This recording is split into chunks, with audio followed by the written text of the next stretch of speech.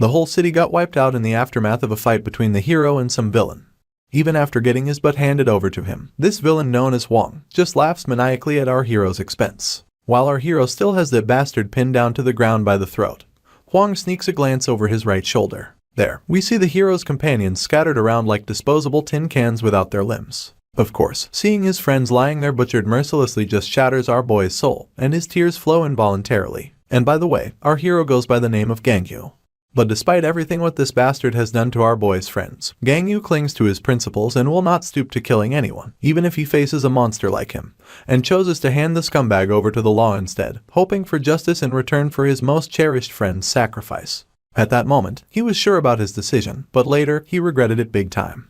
He wished he had just killed that monster himself to properly avenge his friends. Anyway, after all that chaos, news of the world's worst villain getting arrested spreads like wildfire. The guy who nearly brought the world to its knees is finally sentenced to death. They have got a superpower suppression device on Hwang and he's locked up in the 5th basement floor of Reculus prison for the rest of his days. In the following scene, we see Gangyu watching the news, feeling totally devastated when the reporter pays respect to the fallen heroes who fought beside him, and there is a joint funeral for them tonight. Before Gangyu can torture himself further with the news, someone behind him turns off the TV. When the boy sneaks a look over his left shoulder, he spots Inspector Gang Hoseo from Reculus prison, who gives Gangyu a friendly reminder not to stress out too much with the bad news, since he's supposed to be taking it easy. Well, as it turns out, this dude in the inspector's getup is none other than our hero's brother, pulling duty as a corrections officer at Reculus. That is when the boy opens up to his brother, his voice tinged with regret and eyes flashing with anger, and lays it out that he should have taken down that scumbag himself. But Gangho brings him back to reality with a reminder of the promise he made to his friends. Apparently, this cheap copy of Captain Marvel before our eyes once preached to our boy that the heroes are all about saving lives, not taking them. Even when facing twisted enemies, they deserve their day in court, because she believed that even criminals are human, and they have the right to stand a trial. In response, the boy acknowledges where she is coming from, but he still protests, questioning what they will do if they end up dead because of this rule. Even then, this blonde woman insists that everyone promised the same thing, which is not to kill anyone, even if their own lives are on the line. And right now, our hero's brother seems to be on her side, thinking people should only get judged by the law, and it is up to correction officers like him to handle those sentences.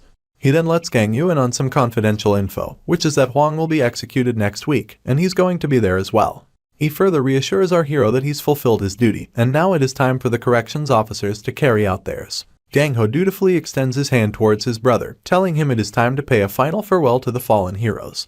And so, after the funeral ceremony ended, everyone who loved the hero gave their farewell messages and flowers above their coffins. Meanwhile, an entire angry mob of civilians protested, demanding the killer be put to death to honor the fallen soldiers. After that day, our hero bid his final farewell to his buddies. An entire week passed, and when the day of Hwang's execution finally arrived, our hero's brother, which was his only family, also ended up dying. It was like the last straw before our hero got completely shattered inside. That day was supposed to be a day of justice, where the criminal was supposed to be punished by the law. But instead, the criminal survived, and our hero's brother, a corrections officer, was killed. While he's sitting before his brother's memorial, he's suddenly called out by someone. There, he finds a lady with a big chest accompanied by her entourage. This woman turns out to be Reculus Prison's warden, known as Si Yoon-jo, and it looks like she has some serious business with our hero. Without wasting any time, she pulls out a video tablet containing footage of Officer Gangho's last encounter with that devilish villain. She offers Ganghu the chance to see what happened to his brother that day.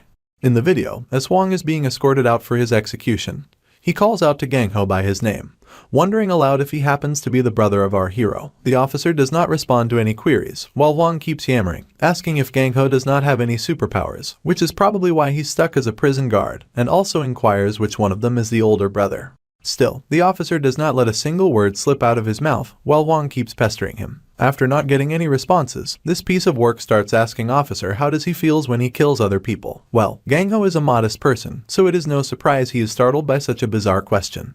Seeing his chance, the villain just keeps on talking, comparing himself to the officer, saying since they both kill people, he wonders what it feels like for Gangho. He even shares his own twisted experiences, saying he finds it fun and easy, and asks the officer once again to share his own as well. It looks like Hwang has finally trapped the officer into a bait, who asks this villain what he means by having fun. To which, the white-head psycho responds, mentioning he enjoys the thrill of just a gentle touch of his finger making heads pop like soap bubbles. In reply, Gangho says he does not feel the same. In fact, he feels guilty every time he has to execute someone, even though all he does is press the button to punish scumbags like Hwang. He talks about how he's always haunted by nightmares of the villains he's executed, with their voices asking if he's a murderer like them, tormenting him in his dreams. After hearing this, the white-haired psycho asks why he still works there if it messes with his head so much. Gang-ho just shrugs, saying someone's gotta do the job, and he's just doing his duty as a correction officer, like anyone else would. Soon after, the prisoner is strapped into the execution seat, and Hwang is asked for his final words. In response, the maniac asks one last time who is older between him and our hero, but Gang-ho stays quiet and starts the countdown before pressing the execution button. And so, the countdown begins, 3, 2, 1, and just as the button's pressed, the video cuts off, leaving our hero totally confused and wanting to see more. That is when Si-yoon-jo takes over the storytelling as the power cuts out right during the execution. With the power gone, all the officers start freaking out, one of them even asking if this is because of the prisoner. As you can imagine, their worst nightmare comes true when they see this jerk just break down that suppression device, which has already been damaged with some kind of electrical pulse, and the dude just blows up the chamber and sends everyone scrambling for their lives. One of the soldiers picks up the courage and shouts into his walkie-talkie for backup, but when he does not get a response, he tries again. Before he can report for the third time, that maniac is already behind him. In the very next moment, the guard's face starts swelling, veins bulging, and as soon as that maniac utters the word pop, the officer just blows into pieces. Terror washes over Gang-ho's face as he watches his friends splatter everywhere. After turning the other officers into nothing but blood and flesh, the psycho strolls toward Gang-ho with a menacing smile. He takes a wild guess that Gang-ho is definitely the older brother and asks if he's right. Despite the terror, the officer bravely grabs his dagger and dutifully swings it at the bastard. But to his horror, his hand holding the dagger disintegrates into nothingness. The pain is so intense that Gang-ho screams his lungs out in sheer torment, while the psycho keeps pressing, asking if his guess is correct.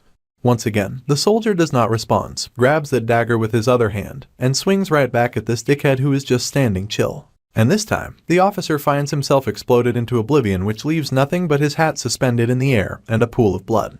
Looks like the villain of this story is still curious, so he decides he better ask Gang-ho if he was right about his guess. Cut to the present moment, where we find our hero lost for words after hearing all about the incident. But that is not the end of it. She goes on to reveal that because of that unidentified electrical pulse strike, or also known as EMP strike, all the prisoners on every floor got freed from their suppression devices. The good news is that the authorities have managed to stop them from breaking out of the prison. However, many officers are already trapped in there with the prisoners. Hearing this, the boy asks about who launched that EMP strike, to which she reveals that the culprit behind it is still unknown. Even though she is feeling a tad awkward coming to him on the day of his brother's funeral, she still asks him to enter the prison and sort out the riot at Ruculus Prison. To her surprise, the boy immediately agrees. However, he will only go inside under one condition, and we will soon know what this condition is all about.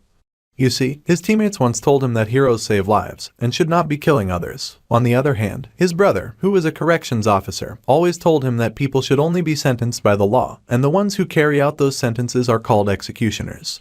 So, basically, to honor the words of his friends and his brother, he decides to enter the prison as an executioner, probably to beat the living daylights out of those bastards to restore order. Once the prison gates finally swing open, all those thugs who were going absolutely nuts get flung away like mere mosquitoes. The ones still standing are scared out of their minds to see who this Giga Chad might be, tossing them around like pebbles. And you better believe it, the man in that silhouette is our hero, rocking his new getup as the executioner. Once he is finally in sight, he lets all these terrified folks know that he's Gang Yuseo, the new corrections officer. Not surprisingly, everyone knows who Gang Yuseo actually is, so they are curious why the hero is wearing a prison guard uniform. But their curiosity quickly turns into aggression as they lunge at our hero like he is a last slice in the pizza party. Seeing those thugs charge straight at their deaths, our hero does not even flinch. He is more than ready to waltz through this deadly dance of prison politics. So, he balls up his fist, and with one solid punch, the most eager one gets obliterated out cold. And with a few more blows, he scattered all the prisoners into pieces like they were nothing more than mud dolls ready to be trampled down. Once the ground is littered with limbs and bodies, the rest of the prisoners start thinking twice before making any moves. Meanwhile, our guy casually strolls forward as the gate clangs shut behind him. After a bit of mic testing, he turns to the hobos and lets them know that under the order of the government, everyone from the ground floor until to the 5th basement floor would be under his command, and he will be taking care of his brother duty, and so everyone will be executed immediately. And when he says this, he damn well means it. He is really eager to get to the last floor as soon as possible to take his brother's killer down. It looks like this white-haired psycho has also realized that Gang Yu has finally stepped into the mix, and he's equally eager to see our hero. Anyway, the prisoners on the ground floor are shocked to hear this. They start getting all cocky again and start trash-talking our guy, asking if he really dares to take everyone down here. To which Gang Yu reminds them how they have taken countless lives, so he does not understand why these jerks are making such a fuss about it. That is when the goons start discussing among themselves. One of them cockily mentions that he's only killed 23 people, and some even say they have taken less than 10, and everyone starts protesting, mentioning they have their rights as well. Although these bitches are getting all rowdy, it does not make any sense to me how killing fewer people makes the situation better for them. In any case, there is one guy in the mix who stands out the most with his calm face, with green hair atop his head. This guy apparently is Guan Choi, a sexual offender and murderer of 8 people. At first, I thought this guy might be wiser among these other animals, but it looks like I was wrong, because this dickhead believes that he can escape out of this place while our hero is distracted. So as soon as he picks up his lightning speed and zips past through the angry mob, he successfully passes by our hero, only to get his head smashed by Gang Yu in a single blow. Looks like this rowdy crew is finally getting in the mood to listen to what Gang Yu has to say. As such, our boy plainly lets them know that either they slap those suppression devices back on and get back to their cells like good little dogs, or they can choose their deaths right here. Of course, the way our hero says this sends a chill running down these prisoners' spines. Still, there is yet another arrogant asshole who makes it clear that everyone here is going to pick the latter option since they are screwed to begin with. So, why not just put up a fight and do their darndest to earn their escape? After all, the terms of our hero's negotiations do not seem to favor them anyway. To clarify their misunderstanding, my guy ominously reminds them that he is not exactly here to do anyone any favors. This is just a last bit of mercy before he brings them down for good. Hearing this, the whole crew starts freaking out again, weighing their options and imagining all kinds of worst-case scenarios. Some decide to slap those devices back on to buy themselves a bit more time. But hey, it seems this dude is dead set on causing a rebellion. And as soon as he starts expanding his mouth, this green energy starts to radiate out of it, and with a high-pitched scream, he grabs everyone's present attention. Once he's got everyone's attention, he starts yapping about how they should not be afraid of some random hero from Equality, which is a League of Heroes, because according to him, our boy just cannot handle all of the prisoners if they team up. He also brags about killing a second-tier hero before with a bit of teamwork, saying they can do the same here. After this little dose of encouragement, everyone gets excited about ganging up on our hero. To fuel the flames of rebellion even more, this asshole urges everyone not to back down for their freedom. Looks like Gang Yu already knows about this jerk, as he got the scoop from the warden. Apparently, Ruculus has divided the prisoners by threat levels, and the ground floor alone holds over 300 serial killers, and these guys have records of killing multiple people. Then comes the first basement floor, which houses over 100 criminals who have put towns in danger, while the second basement floor holds over 30 criminals who have threatened entire cities. On the third basement floor, there are 10 individuals who made an entire nation beg for mercy. The fourth basement floor has 5 people who pose a threat to an entire continent. And lastly, the fifth basement floor houses our hero's arch-nemesis, along with 2 other criminals who put the entire world in danger. The warden assures him that he will not necessarily have to face everyone on those floors, as criminals from different floors might already be pushing up daisies. After all, prisoners from different floors do not exactly get along too well. And we can clearly see these guys killing each other, especially Wong about to have some twisted fun with the folks on the lower basement floors to kill some time until our hero arrives. She explains that things are totally different on the ground floor, where all the prisoners there are united under this guy who is about to stir up some trouble. His name's Hilleson, and he's got some special superpowers that let him shout and boost the power of those around him. After hearing about this criminal, Gang Yu reminds Hilleson that he's attacked a hospital along with 30 other criminals, to kill 7 civilians and a second-tier hero named Hayes, making it a total of 8 people. But this guy, with his disgusting mug, corrects our hero, saying it was 10 people he killed, because the hero woman he killed was apparently pregnant with twins babies. While claiming his heinous deeds, he does not seem to have an ounce of shame on his face. And our hero is not exactly cracking up at all this trash talk that is supposed to be funny. But he keeps his cool and does not jump into action on impulse. He radios the warden through his collar mic, letting her know he might need to throw some punches to bring these guys to their senses. So, he asks her if the prison can handle a little roughhousing. To which, the warden assures him the place will not fall apart no matter how hard he goes on these thugs. With that green light, he decides to start the show, and he's not about to hold back one bit. Even then, this ugly dude just is not taking our hero seriously, and mentions that Gang Yu is just a low-life trash hero, who happens to capture Wong after sacrificing his own teammates at the last minute, and confidently lets our hero know that they will going to send him to where his teammates has went to. So, Hilleson starts the rebellion by screaming out his empowerment spell. Once his disgusting sound hits the other prisoners, they feel a rush of power, making them confident and wild as they charge toward our hero. Well, what do you know, my guy merely swings his leg, and this dark red energy crackles through the area, obliterating every motherfudger in its path. When the madness ends, all that is left are scattered limbs across the ground and a terrified face of Hillesson, who is left frozen in shock after seeing this bloody mess. Looks like my man is not done yet. He raises his leg high in the sky and brings it crashing down once again, unleashing the same dark energy that wipes out every last remaining bastard, which also leaves the entire prison shaking from the chaos he's causing. Meanwhile, somewhere inside the prison, there is another guy fully strapped with criminal gear. Seeing the prison shake, he's pretty sure that Gangwoo has arrived. Down in the ground basement, it is like Judgment Day for these stubborn prisoners, feeling the sting of our hero's punches. This time, the boy really winds up his punch. And as those bastards are forced by this empowerment spell to lunge at our hero once again, Gangwoo just slices every single one of them into pieces with his dark energy. They find themselves suspended in the air, cut clean in half from their belly buttons. While taking his final breaths, the dude who pushed everyone to their hellish fate cannot believe his eyes that he's been defeated.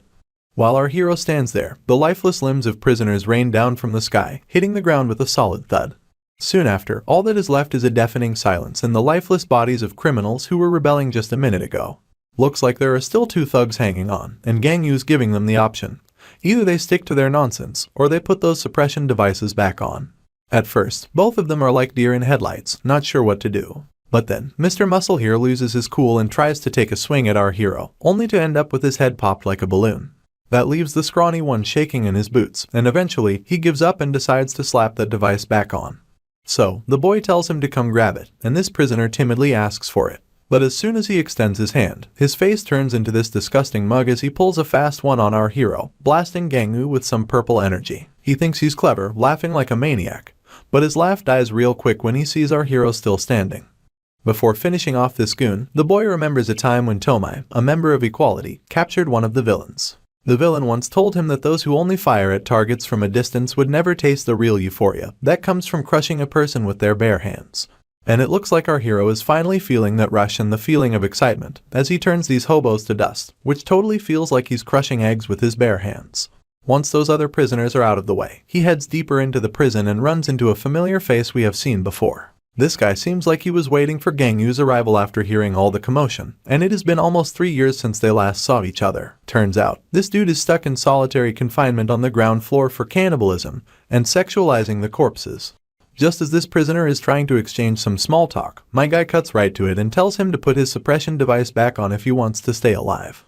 But instead of listening, this creepy guy takes us back to a flashback of when he got caught by Equality. That is when Gangwoo notices something on the floor, a cooking pot in particular, packed to the brim with what looks like human flesh. When our hero realizes what is going on, his face goes from shock to pure devastation. Meanwhile, this sicko's just enjoying himself, talking about how perfectly seasoned human flesh tastes like. At that moment, he completely lost his cool and was about to blast that vile man away.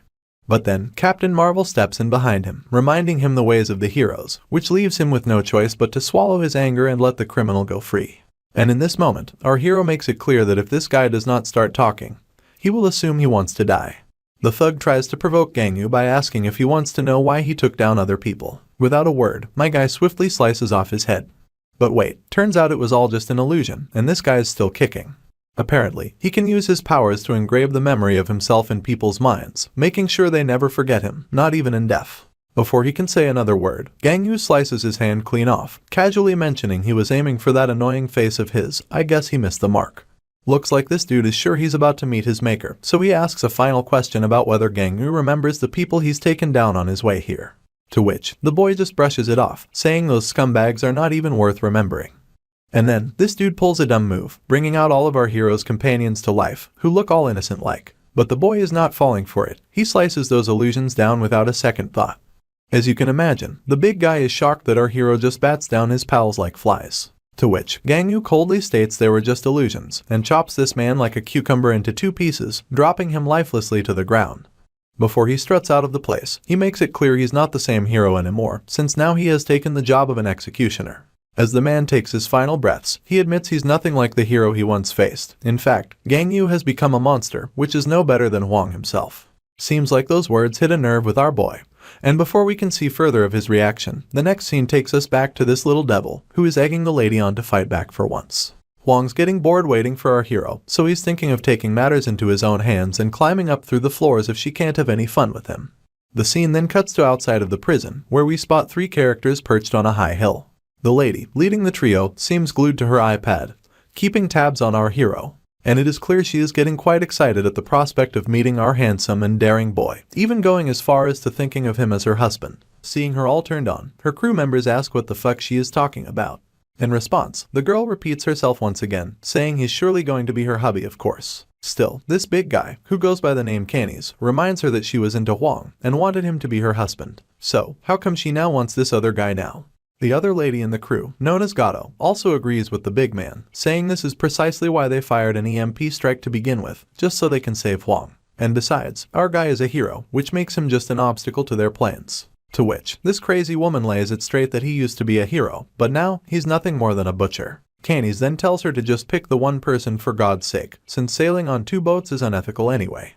By the way, this girl goes by the name Sinka, and it looks like Sinka is torn between the two, since one is younger while our hero is an older guy. But then, eventually, she decides to go with the one who is going to survive. And she is absolutely thrilled to see them go for each other's neck, and the stronger one will belongs to her. The next scene cuts back into the prison. There we see the warden giving a verbal thumbs up to our hero for a good job, and she is a bit startled to see that he just cleared the ground floor in no time. She then reminds him that the prisoners are going to get exponentially more powerful from this point onward, so she suggests he get some rest. To which, my guy just cuts her short and makes it clear that he will not be stopping until he has made his way to the last floor, so he would rather prefer if she just opens the door. The lady acknowledges it and agrees to go along as he wants, but before he strolls off, she has a favor to ask before he heads down. She then spills that she has been getting reports from the 2nd basement floor from the surviving correction officers down below. She kinda begs him to save them at all costs since their families have been eagerly waiting for them at home. He then asks her about the number of officers alive on each floor. To this query, she shrugs, saying she has no clue since all the communication gadgets below the 1st basement floor got smashed up, except on the 5th floor. It looks like our boy does not need to rush to the 5th basement since we can already see that poor soldier crawling without his legs, and it appears that Huang is deliberately taking everyone down just so Gang Yu can come down there as soon as possible. After that is all cleared up, the officer decides to head in, and the folks from the control room request permission for the opening of the 1st basement floor. The warden surely gives them the green light to proceed. With that permission, the door starts to creak open with a rumble, and before our hero strolls inside, she gives him one last heads up to watch his back down there because these prisoners are no joke. As soon as our hero takes a peek, he sees why she is giving him the warning. Everyone inside the prison starts bombarding him with everything they have got, and they are laughing their butts off while bamboozling our hero with every weapon they have got in their arsenal. Seeing him getting torn apart leaves the lady terrified. But she does not have time to freak out because there is already a prisoner right in her face, ready to take her down. The thug shamelessly grabs the woman by her throat and hoists her into the air, letting her know he's been itching to beat the crap out of her for ages. He then calls out to his buddies, saying he's got the chicken they have been waiting for the longest time. Well, it seems there is no one left alive to hear him, because Gang Yu has already cleaned them out in a flash, leaving nothing but bodies behind. That sight sure freaks this guy out, leaving him speechless. When he looks up, he sees my guy crashing down, and with one punch, he wipes the floor with the bastard and the ground beneath their feet. The shockwaves even knock the lady down. After he's done, he tells her not to stick around when the next door opens, because, well, you know it already, this place is far from safe. Seeing the determined yet cold look in the officer's eyes leaves the lady feeling a chill down her spine, and she just mumbles out a positive response to his request. With that, the boy marches forward, while she reminds him about Tomoki, the prisoner captured by Hiro Tomai, and that criminal woman has been in isolation on the 1st basement floor, but the boy just shrugs it off, saying he's got it covered. Meanwhile, down in the isolation cell on the 1st basement floor, the clowns inside cannot help but catch all the freaky loud noises echoing from outside. One of them pipes up, suggesting maybe the prisoners are breaking out the cell. Then comes Tomoki sauntering in, scoffing at their dumb ideas. While perched on one of the guards' bodies, she assures them they have not escaped, because why would those fools be making such noises if they are trying to escape? She also throws some shade at her prison buddies, saying that is why this sorry bunch ended up in prison, because around here, brains are just for show. You see, the fact that she is getting cocky is that she had already killed 28 heroes already, and she used to be a hero herself. Anyway, after feeling insulted, this muscle-bound fool steps forward, annoyingly asking if she is asking for death. The lady in response just pisses him off further, by questioning if a puny punk like him could even lay a finger on her. She boasts about how everyone here is just a bunch of lowlifes who have only killed innocent civilians, while she has taken down so many superpowered folks she has lost count. Well, that was the last straw for this big guy. And even though he has not taken down any superpowered folks, he's sure he's about to take one down right now. And you better believe it, the fool gets cut in half with just a single swing of her hand adorned with those furious claws. Once she is done with him, she asks the dude once again what the hell he was talking about with all this killing talk. Of course, the two goons on the sides are just blown away, while the lady gives them a piece of her mind. She tells them she has saved countless civilians while she was doing her job as a hero and learned how to fight against people with superpowers. With that knowledge, she has also taken down a bunch of heroes as well. So, she offers them a chance to join her, where she promises to teach everyone how to spill the blood of someone with superhero powers. And she gets absolutely pumped up while mentioning she can help them take down our boy because she knows everything about his abilities as well. Obviously, the goons are stoked to hear she has got the inside scoop on our hero's abilities, so they ask her how she knows it. To clarify their confusion, she reminds them once again that she had a long career as a hero, so she basically knows a lot about most heroes. To that, the thug just shrugs, reminding her that she is just a third-tier hero, unlike Gangyu, who is the top dog in the League of Equality heroes. So, it does not make sense how this woman intends to take him down. That is when the lady drops a bombshell, reminding them that after Captain Marvel took the charge of equality, she initiated a whole reform in the hero industry. Firstly, she redefined what it means to be a hero by banning heroes from killing villains. Secondly, she enforced heroes to train together in groups. And lastly, she abolished the tier system that ranked heroes into 5 different tiers. But when Gangyu joined the equality, there was no tier system, so they cannot be sure if our hero is actually a powerful one. Not to mention, he does not have any notable achievements of his own. Plus, there are rumors floating around that Captain Marvel was romantically involved with him, which could be the reason he joined the equality in the first place. Seems like this load of bull kinda clicks with this thug, and one of them also admits he has never seen Gangyu fight before. But he's dead certain it only took him a hot minute to clear out the ground floor, so he's banking on him being at least a second-tier hero. To which the lady just rolls her eyes again, saying those ground floor prisoners are just weak sauce. She eggs them on, by pointing out that they could squash those wimps with their powers since everyone in this isolation cell has taken down thousands of people. And out of all these goons, this guy known as Speech boasts the highest body count, which is a whopping almost 6,500 people. She clears things up by saying our hero is not weak, but she sure knows how to poke his soft spots. So, she suggests teaming up to hunt him down. Speech finally pipes up, asking if she is sure about her claims. To which she reminds her that no one has much of a choice here anyway since their death is already coming straight for them, so they do not have much time to mull over anything. Hearing this, all of the goons raise their hands and show their willingness to join. And when Speech is asked about his decision, he remains silent for a few seconds, but decides to fight our boy in the end. While they are planning how to take Gangyu down, let me explain the origin of these superpower abilities. Apparently, superpowers were first observed in humans several centuries ago. Over the years, researchers studied these abnormalities and grouped the abilities into 3 categories. Physical-type superpowers modify or strengthen the user's body. Creation-type superpowers allow one to create materials out of nothing. And special-type superpowers encompass all other powers that do not fall into the 2 categories above.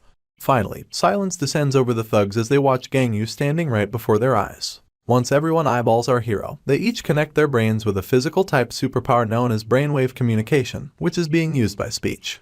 While they are connected to this Skype conference call directly transmitted into their heads, the lady mentions that Gangyu has physical-type superpowers just like her. Looks like this lady is about to get her butt kicked by our hero, because she's so sure she knows all about his powers just because she's seen him train against a robot. As soon as our hero strolls onto the scene, he tells these thugs to make a choice, either put their suppression devices back on or die here. But Gangyu does not get any response. Instead, he's ambushed by an attack that does not even tickle him. It seems this woman already knew he would not dodge any attacks, just like she has seen him fight before. So, keeping that in mind, she has already placed prisoners with creation and special-type superpowers behind a fortified cell door to blast attacks at Gangyu from a distance. An attack they do, everyone goes absolutely bonkers, creating a rainbow-like spectacle with every kind of attack power trying to hit our hero. Speech is kinda amazed to see that Gangyu isn't blocking the attacks, just like Tomoki said. And not only that, she also knows why he isn't dodging those attacks. Apparently, it's because our hero simply doesn't feel the need to dodge them. So that's why Tomoki added a little twist to catch our hero off guard. And this little surprise turns out to be these power suppression devices, which have strapped our hero from head to toe before Gangyu could even make a move. The mastermind who plugged our hero with these nuisances is standing behind the gate, snickering like he's done the best thing in the world. Once our hero is strapped, we come to know that Speech is the one who took all of the suppression devices from the guards' dead bodies like she instructed him to do. But he is a bit skeptical if these can hold our hero much longer since these devices are supposed to only hold prisoners from the first basement. To which the lady assures him that they just need to get a bunch of them on him, and 10 of those should be more than enough to suppress a second-tier hero. 15 are required for a first-tier hero, and they have enough to seal our hero's powers. She assigns this dude known as Million to attach these devices on him, since his special type superpower can make items lock onto a target. Even then, she decided to play it safe and strapped our hero with 20 of those devices to get the job done correctly. The thugs start doing the victory dance as soon as they realize victory is in their bags. But their moment of happiness is cut short when our hero just obliterates those suppression devices like it is no big deal. It appears that Tomoki's plan had 3 flaws she failed to consider. The first one was that Gangyu is more powerful than any other first-tier hero. And the looks on her face are priceless when she witnesses our boy tearing off those suppression devices like they are just pesky stickers on a banana. Our hero just tears those bastards like paper with his bare fists, like it's nothing. Seeing the situation going out of control, the lady shouts to everyone to go for the next phase. There, they command our hero to stop immediately because these bunch of hobos are apparently taking other guards hostage. She tells Gangyu that if he wishes to save the guards, he better stop there. But before they can finish their threat, this dark red energy starts crackling with just a flick of his finger. While the guards are unaffected by this electrical energy, the rest of the thugs are turned into just blood and flesh in the blink of an eye, which marks the second thing Tomoki overlooked, because our hero's abilities are not limited to his physical type abilities, since he also has special type superpowers. After seeing their friends turned into minced meat, the clowns hiding behind the doors wonder to themselves if they should put their devices back on, and they say the same thing to our hero after surrendering themselves. However, the boy shows no concern or mercy to these lowly swines, and with his crackling dark energy, he cuts through everyone hiding behind, which marks the third thing Tomoki overlooked while planning, which is that she tried to tangle with someone who is just beyond her league. By now, Speech is pretty sure that he is fucking screwed. So he turns to this dumb lady, shouting at her, asking her what the heck was that, and asks if she has any backup plan to sweep up the mess she has led everyone into. While the guy behind her keeps on shouting, and blames her for pushing everyone into this mess, the woman has no clue how to proceed further, and frustratingly tells this loudmouth to shut the heck up. In a fit of rage, she pierces a gigantic hole right into the loudmouth's belly, leaving him gushing blood out of his mouth. Once the man is down on the ground, the lady starts thinking again. She has no clue how Gangyu can withstand so many suppression devices and cannot figure out why, if he was that powerful, he never showed this side of himself before. Suddenly, her gaze falls on the soldier on the ground, and seeing his looming death, the poor guy starts bawling his eyes out, begging for someone to help him out. And in the very next moment, his wish is granted as our hero cleanly severs the lady's sharp claw, saving the soldier in the process. Before finishing her off, the boy asks if she has any last words. It is at this moment she knew she fucked up. And before she is completely gone, she asks if all the heroes of equality have been wiped out. The boy confirms, and upon hearing his positive response, the woman just starts laughing her fat ass off. Looks like even in her final moments, she has got a sense of humor. And she just smirks while thinking about Tomai might as well be dead since she was the one who captured her and placed her in the prison. The woman mentions that she had told Tomai not to become a heroine, but her foolish sister did not listen to her. Wait, so Tomai is her biological sister? Well, that is a plot twist as surprising to me as it is to you guys. Anyway, the lady keeps on rambling about how she cannot believe our hero has killed all these people, even though he's supposed to be a hero, who is supposed to stick to the rule of not killing others. Gangyu has had enough of her yapping, so he asks if she has anything else to say. It is like he's finally about to hit the mute button on her non-stop chatter. But before we wrap up the villain of this arc, let us dive into a little backstory.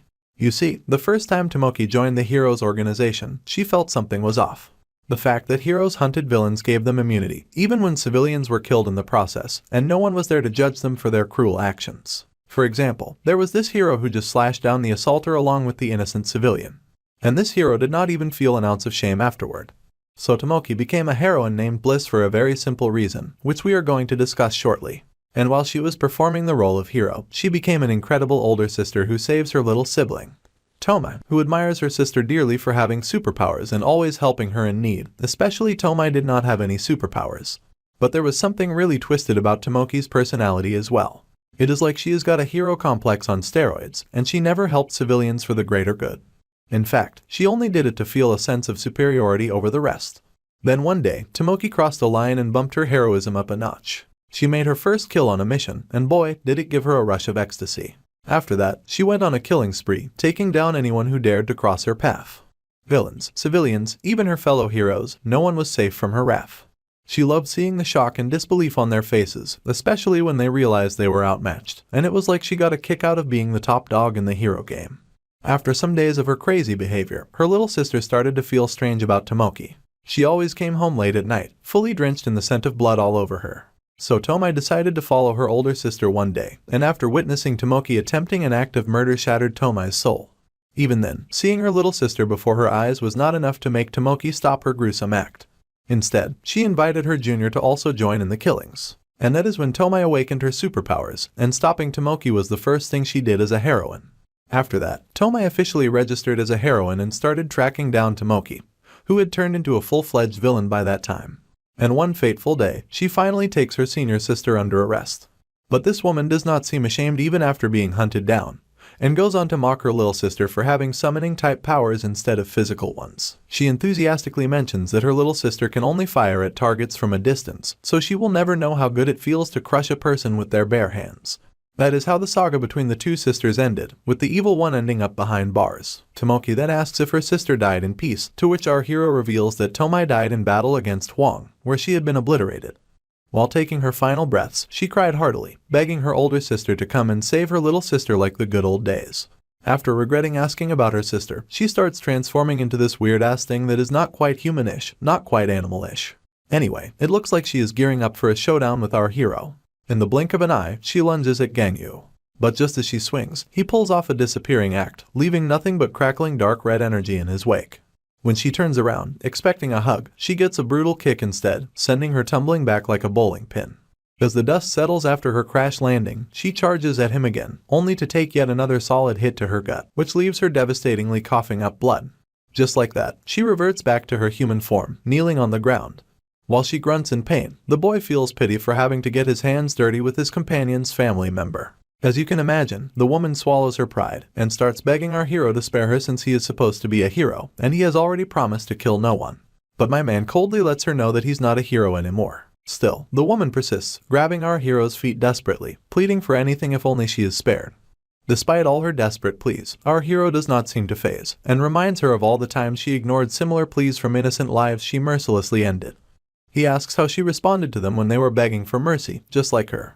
Well, it seems she has finally realized she is up the creek without a paddle.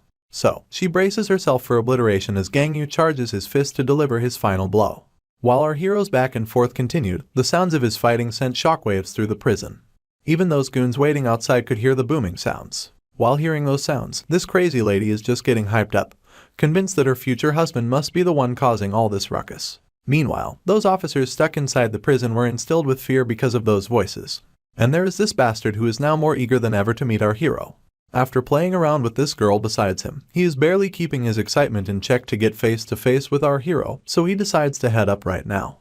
But before he could make his ascent, the kid just gets blasted by someone, leaving him crashing down backwards. Of course, the little one is startled after getting this nasty shock, and the one who delivered that blow finally comes into view, and he's more than willing to entertain this little villain for the time being.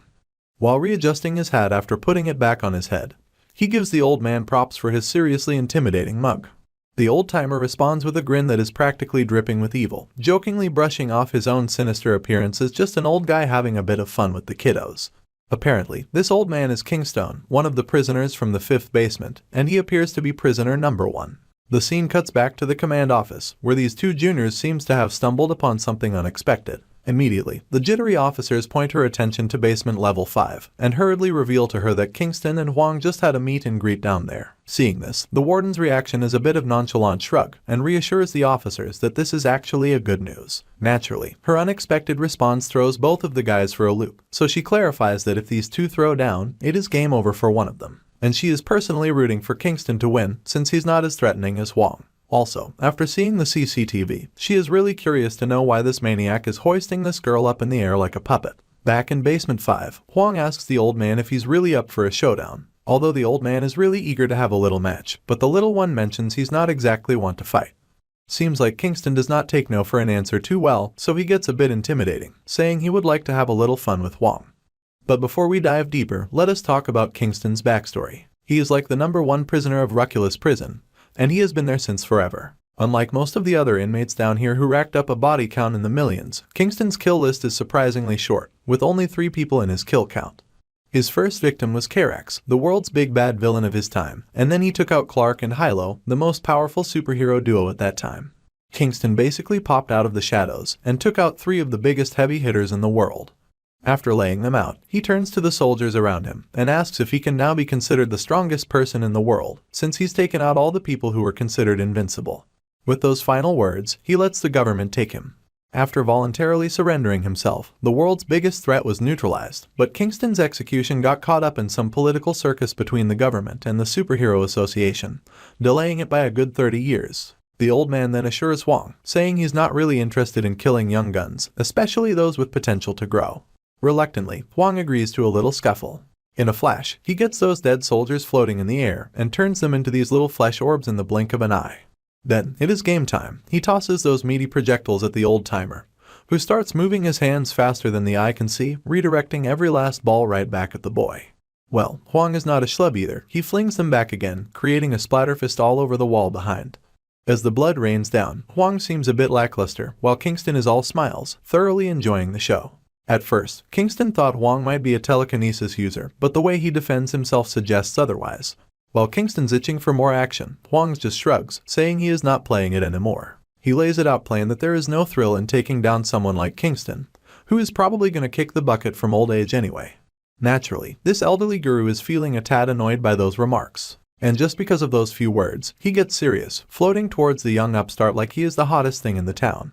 With each thunderous step, the ground crumbles beneath Kingston's feet, while he dishes out some verbal beatdown on Hwang, mocking how brats like him always think they are the top dogs in their own little ponds, only to get their butts handed to them because their egos are bigger than their own puny heights. The whole building starts to shake like crazy, and up in the control room, the warden and the other officers are tumbling around like bowling pins. However, the lady tells these goons to stop overreacting, as Ruculus Prison is built like a fortress with 20 layers of special walls that can take hits from even the top-tier heroes.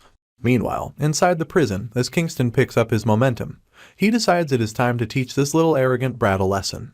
With a colossal leap, Kingston comes crashing down towards Hwang like a freaking meteor, obliterating everything in its path with just one mighty kick. The entire building starts shaking once again, and the lady asks the officer about who won the battle. To her terror, the officer explains that right now, that is not the major concern, since the greater cause of concern is that with one single blow, that old man wiped out all of the 20 walls. When the warden hears it, she literally starts losing her shit right away. The little guy finds it intriguing that this old man might not be a schlub after all, and eagerly decides to follow him out.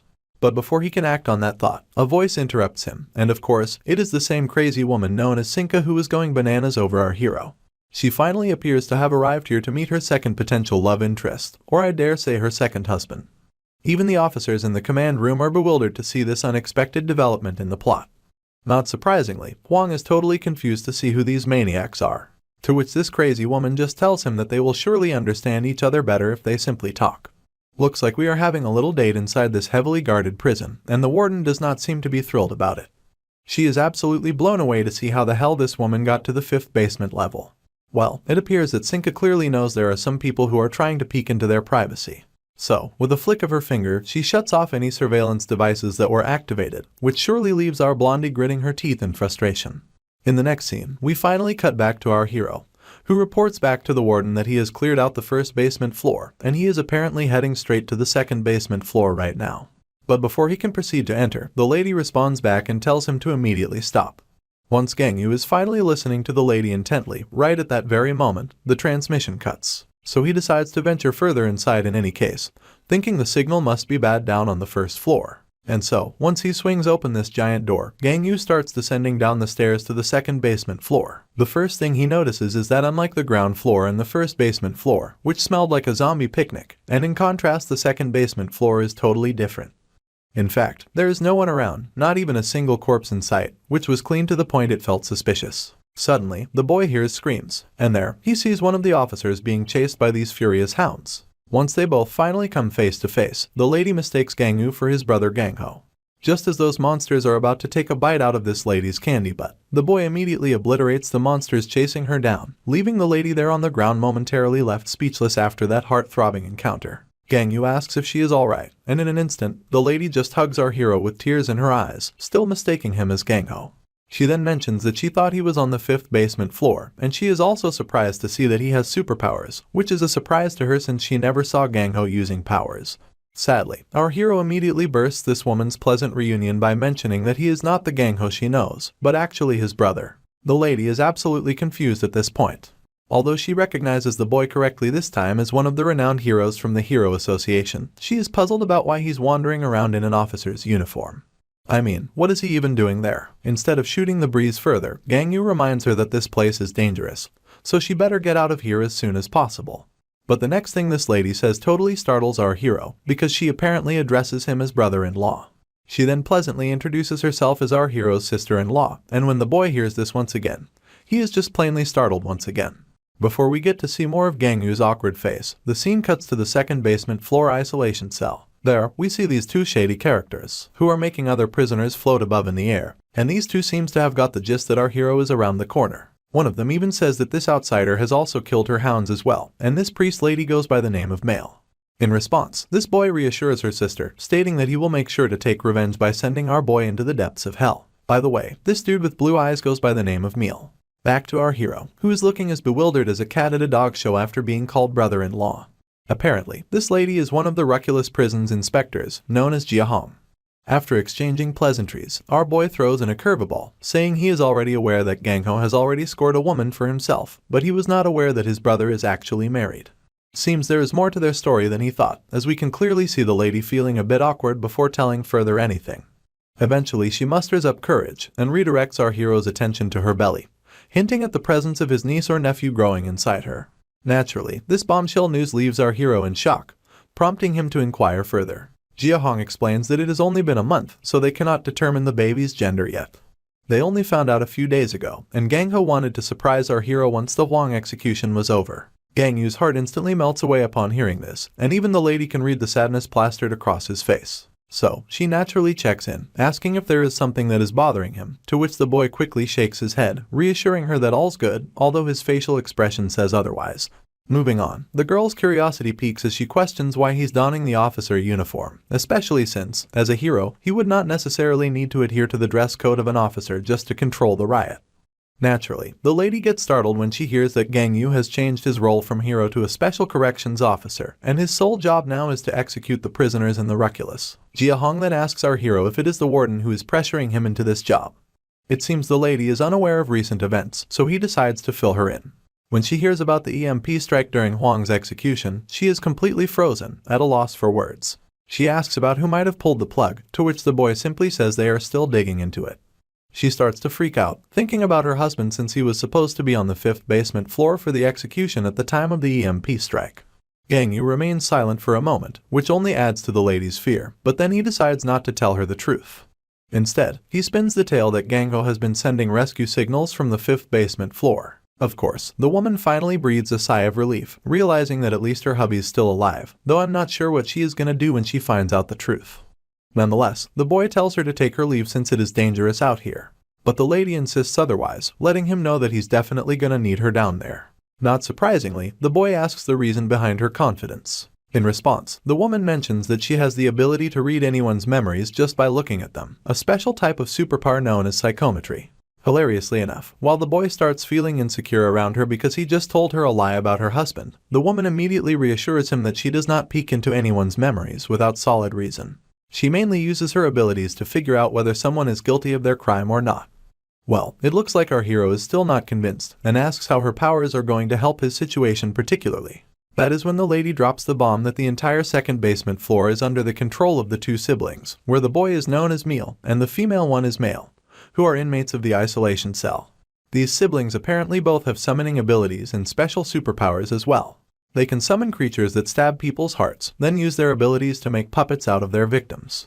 Thanks to those wacky abilities, all the prisoners on sub-level 2 are their puppets. Well, the boy surprises her by pointing out that he already knows how their powers work since they are pupils of Mago, who is one of the heroes. So with that in mind, he politely shows her the way outside, as he does not need any more info on that front.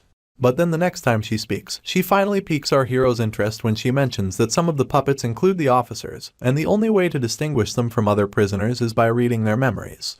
Even then, the boy mentions that if anyone turned into puppets already, they are basically dead, which totally renders the need to read anyone's memories. But the lady says otherwise, claiming that the officers will be back in action once they are released from the siblings' power. But then, our hero throws it back at her, asking why on earth those siblings would let the soldiers be free. Confidently, she mentions she can sweet-talk them into it, and she is feeling positive about it. Still not sold on her plan, Gangyu points out the risk, especially with a bun in her oven, as it might get hurt in the process. She acknowledges the danger, but she cannot just bail on her duty as an officer. Seeing her in that soldier's energy does put a smile on our hero's face, but he still can't shrug off the danger ahead. So, as an extra precaution, he raises his hand and traps the lady in a makeshift barrier of red energy to keep her absolutely safe from any threats, leaving no room for danger. While he's lugging the lady into his floating round barrier, she is freaking out, wondering aloud if this energy will not slice her up like a cucumber, because she is feeling about as safe as a fish out of water. Anyway, after their short walk through the corridor, they finally stumble upon something worthwhile. The officer warns our hero that these critters belong to Meal, the older brother, and before she can fill him with any more useless info, the boy just cuts to the chase and asks which ones are the officers. Hearing his command, she dives right into their heads and spots 2 soldiers in the mix, standing at the very last in the group. After getting the info he was actually waiting for, Gangyu just goes ahead and wraps the lady up in this barrier, cutting her off from seeing what is going down outside, probably because he does not want to let her see what he is about to going to do. With a strategy in mind, he simply sends out his dark energy robes, snagging those 2 officers, and wraps them up completely to secure them away and distinguish them from the rest of the prisoners as well. Once that is cleared up, he starts blowing away the other monsters with his bare fists, like he's popping balloons at a birthday party. He continues to lay the smackdown on those other monsters, not showing an ounce of mercy for the ones with prisoners inside.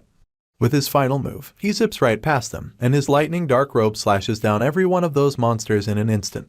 Seems like these 2 watching our hero go all Hulk smash on their pets is not exactly their idea of a good time. And after eyeballing our hero in action, the brother asks his sister if Gangyu might actually be stronger than their master. And if that is true, they are afraid that he is then surely stronger than Captain Marvel herself. Realizing this, the little sister starts to get scared, and clings to her brother for comfort. But the older brother is all chill, telling her not to sweat it as well, because even if this outsider is packing some serious power, it is not going to be a cakewalk to take this duo down, especially with this countless number of soldiers and prisoners, which has been turned into nothing more than string dolls. The duo is surely going to give our hero a hard time. Once our hero finishes off those monsters, he finally turns off that privacy mode, and lets the air and light pass through the bubble, giving the lady a much-needed breather from that suffocating bubble. Naturally, she questions him, asking what the fuck she did to deserve this shit. For his crude actions, the boy apologizes, and when she demands to know what the hell he did after everything went out of her sight, Gangyu explains that he isolated the corrections officers and simply executed the prisoners. Can you believe how messed up our guy has gotten? He's now started labeling mass genocide as executions, only to justify himself. Of course, even the lady is completely bewildered, who asks how the hell he managed to execute those prisoners, since all the execution devices are down in basement 5. The boy just adds to her confusion by stating that he did it all by himself. Not surprisingly, this just shocks the lady even more, and she demands to know who gave him permission for this. Once again, Gangyu casually speaks, informing her that he's acting on his own accord. She then asks if the warden is backing him up on this, to which the boy simply nods in agreement once more. Hearing this, Jiahong just lets out a sigh of disappointment, wondering what the heck Warden was thinking when they assigned our hero to such tasks. And what further baffles her is the fact that Gangyu seems pretty chill about all this executing stuff. To this, my guy simply says he's doing what a correction officer has to do, and he does not see anything wrong with that.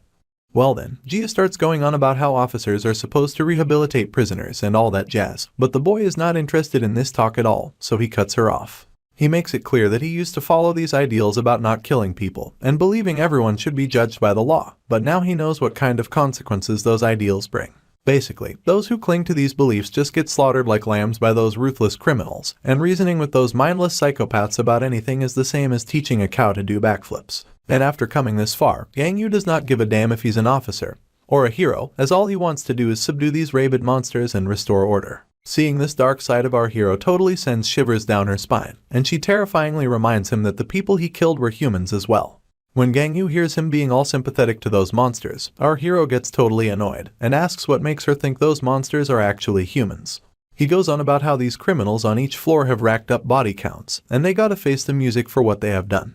He also brings up how there used to be talks about abolishing the death penalty to avoid any wrongful convictions, but ever since the emergence of psychometric users, he tells her that no one's been wrongly convicted since, and she knows it firsthand, being one of those psychometric power users herself. Even then, the lady keeps on with her protest, saying an individual still should not be executing anyone.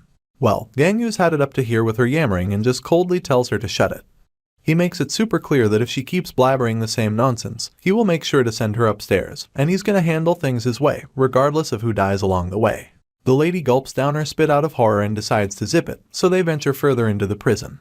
When they bump into more of those creatures, Gang Yu asks her to point out the soldiers out of the prisoners, and she instantly spots 3 officers standing right at the back. Just as Gang Yu is gearing up to lay the smackdown on those monsters, the lady shoots him a look and drops the bombshell that Gang Ho will be sad when he finds out his bro is a stone-cold killer. Well, that line hits Gang Yu like a thunderbolt out of the blue, leaving him frozen in place. When one of those monsters takes a swing at him, their sword shatters on impact, while Gang Yu is still in a mental tailspin. Then, bam, he hits his breaking point. With each punch, he's unleashing a con of whoop-ass on those monsters. All that idealistic talk is swirling around in his head, which just fuels the fire inside him, and frustration boils over, turning him into a one-man wrecking crew. It is all that idealistic chatter that had been nibbling him from the inside, driving him nuts. And those prisoners at the end have become his stress ball as he pounds them into a crimson mess. Once he's done kicking monster butt, Gang Yu just stands there, watching the rainfall of blood. Meanwhile, the crazy lady is practically losing her bananas over our hero, getting all fired up again. With each time she watches him wreaking havoc, Gang Yu is inching closer to being her dream hubby.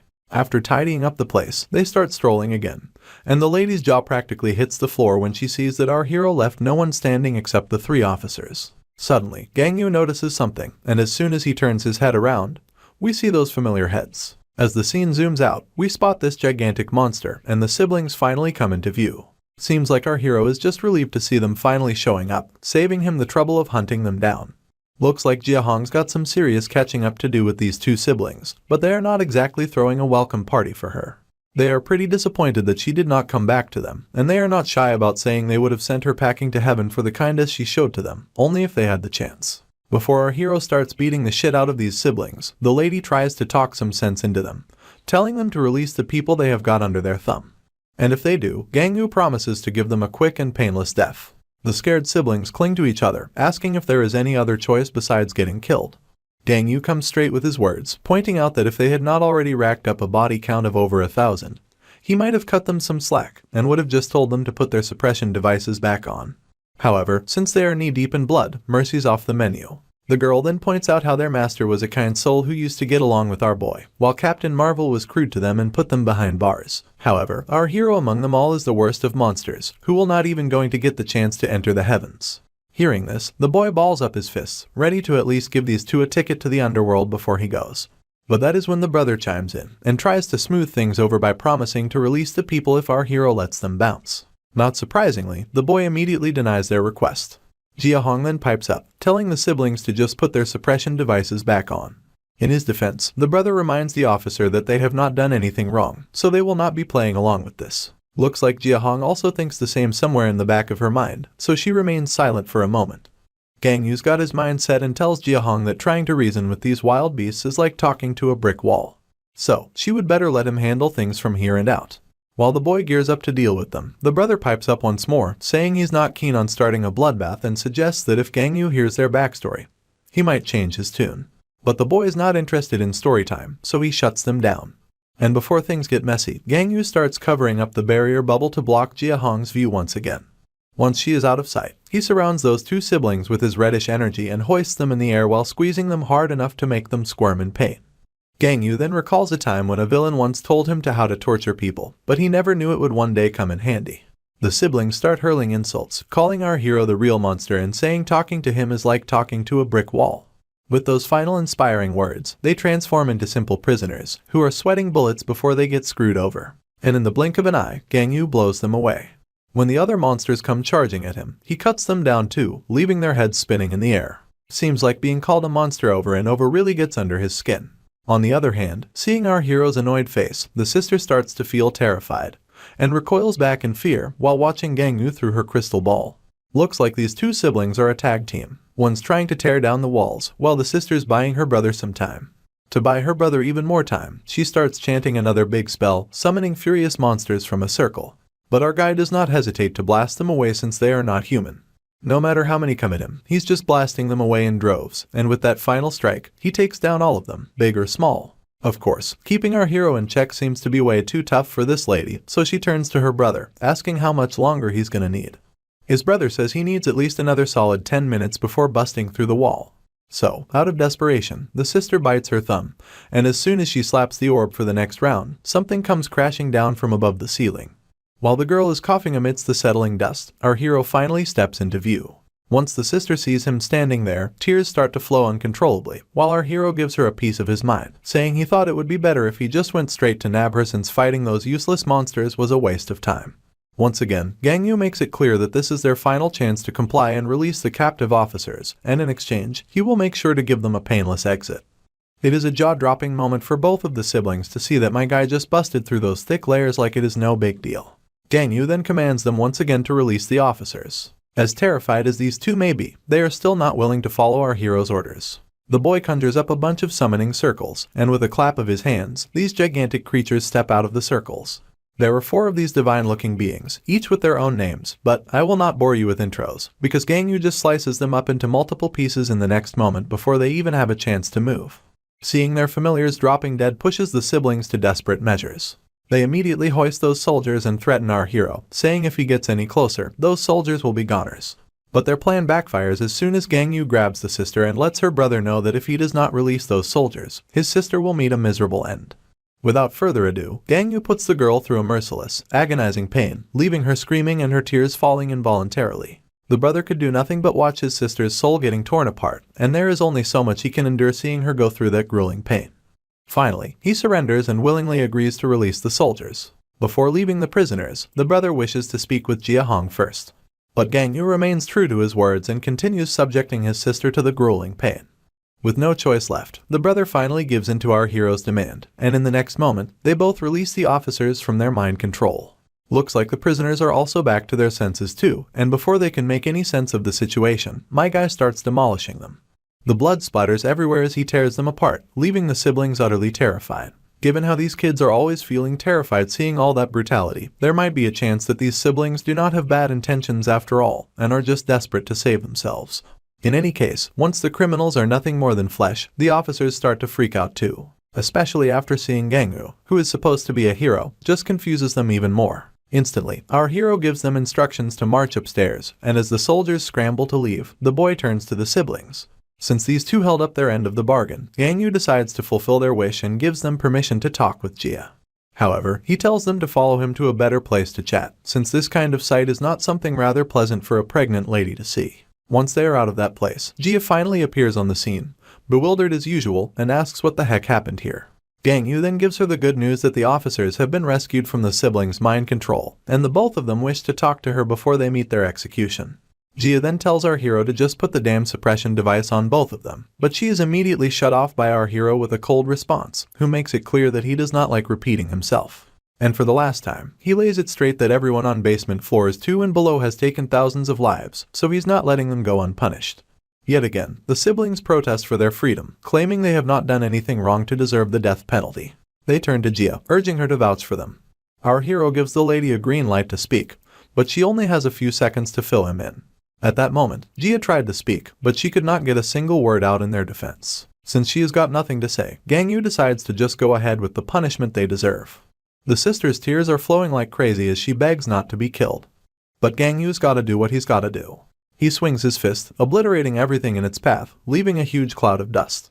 Once the dust settles, he finds both siblings under the protection of Mago, one of the heroes from Equality. Seeing this curveball, the boy is pretty sure these floor 2 criminals could not cast a defensive magic spell that big. So, it is definitely Mago who is behind this shield. Anyway, he gears up a big ball of dark energy in his hand and smashes the barrier with one punch, only to find yet another annoying barrier standing in his way. Gangyu is really feeling ticked off at this sneaky old man. Nonetheless, he keeps on shattering those barriers, but even after what feels like an eternity of smashing, he still cannot reach the siblings. As he struggles to make his way through, we drift back into the past. There, we see the heroes having the time of their lives, with Mago playing around with his children. Amidst all the laughter and fun, Mago calls everyone over and grabs their attention. With a wide grin, he invites everyone to come and play with the kids. While everyone joins in the fun with the children, Gangyu sits alone below a tree, lost in his own thoughts. Suddenly, Mago joins Gangyu's solo party and asks if he does not like hanging out with kids. Gangyu replies that he does not hate kids, he just does not really know how to interact with these little creatures. The old man suggests he should just do what his parents used to do with him. Gangyu then mentions that his parents passed away shortly after he was born, and the only family he had was his older brother. The old man's face immediately turns sour, realizing he touched on a sensitive topic. So, he gently apologizes while dramatically coughing, while Gangyu's face stays expressionless. Mago then tries to lighten the mood, saying that he'll act like Gangyu's parent, and our hero can pretend to be a kid. Upon hearing this odd request, Gangyu gives him a bewildered look, and the old man quickly reassures him that he's just joking, while pointing out that he has never ever seen our hero giving any face expression until now. He adds that he was not entirely joking either, as our hero can feel free to talk to him as his parent whenever things get tough for him. In response, Gangyu just hopes that kind of time never comes. The scene then cuts to the day of calamity, when Huang was wreaking havoc upon everything in his sight. Our hero's soul shattered as he saw his friends lying dead on the ground. It was the day he cried tears of blood, and as old man Mago was taking his last breaths, he reassured Gangyu that everything would be alright. As the flashback ends, only one barrier remains between our hero and the siblings. For some odd reason, the boy stops right at the time when he was just only a mere punch away from the siblings, and looked above to the old man. He then lets Jia out of the barrier, and asks if she can read the memories of someone from their illusions. The lady hesitantly says yes, and Gangyu points his finger towards the old man, asking her to read the memories of when Mago casted this spell on the siblings. A moment later, Jia presents the old man's memories in the palm of her hand, showing a moment where Mago is dearly embracing his children close to him. Seeing this cozy scene, Gangyu labels the memory as unpleasant, while the lady disagrees, mentioning that it actually looks kind of cute. The boy wonders why he's witnessing these two murders in the old man's memories. In response, Jia explains they are just part of his past, not something she conjured up intentionally. Despite whatever went down in the past, our hero stands firm that he will execute them for their crimes, no matter the circumstances that led them to become murderers. The characters in the memories look somber as they cling to their father figure, knowing what is about to come. Once Jia lets go of those memories, the scene shifts back to the past, into an auction house where an auction of ability users is going on full tilt. Behind bars, in little cages, are the siblings, when life was downright brutal for them at just 6 years old, and the world showed them no mercy at that time. This auction, known as the Ability User Auction, is an underworld affair beneath a fallen city, catering to VIPs who collect rare abilities as a hobby. Apparently, male and male were originally sold off by their father to this shady place. You see, humans with special superpowers always sold like hotcakes, while those with physical transformation abilities had little demand. But the ones with summoning abilities were a dime a dozen in that world, so they were cheap. That is why the two siblings hid their special abilities, avoiding being sold for the longest time. Just when the auction house was considering getting rid of them, that fateful day arrived. There was an enthusiastic buyer for those two, apparently a woman eager to purchase them, who was particularly interested in their ability to summon angels and demons with their powers. The auctioneer asks why she wants to buy them, emphasizing that there are no refunds once the product has been sold. That is when this sadistic lady reveals her twisted motive. She just wants to see the results of mating an angel with a demon. At the time, the siblings were too young to fully grasp what this despicable woman was saying. Seeing their confused faces, she assures them they will understand soon enough. Suddenly, the entire facility starts to shake, and a grand explosion creates a giant hole in the ceiling above them. The meteor-like object is so massive that it demolishes nearby buildings too. Once the explosion settles and the dust begins to clear, bystanders inside the underground auction house find themselves sealed within a familiar green barrier. As we take a look in the sky, we see the old man Mago and his assistant, Lupus Allen, who is a summoning type ability user. It appears Mago is here in this demolished city to teach Lupus how to control her summoning powers properly. As the master and apprentice engage in their own skirmish, their attention is grabbed by the siblings on the ground. The duo reveal themselves to be summoning type ability users as well, and plead Mago to let them tag along. Mago seems quite interested in taking the two under his wing, while Lupus shows her reluctance. She does not seem keen on anyone else having an exclusive chance of becoming his apprentice other than her. Despite her doubts, the old man heads over to the two siblings and tells them to show their magic powers. Without missing a beat, the duo summons angels and demons, which surprises both adults. It is not common for children to summon angels and demons at their age, since the kids usually summon toys or dogs. It seems the old man's interest is finally piqued, so he wholeheartedly extends his invitation, and decides to teach both of them magic.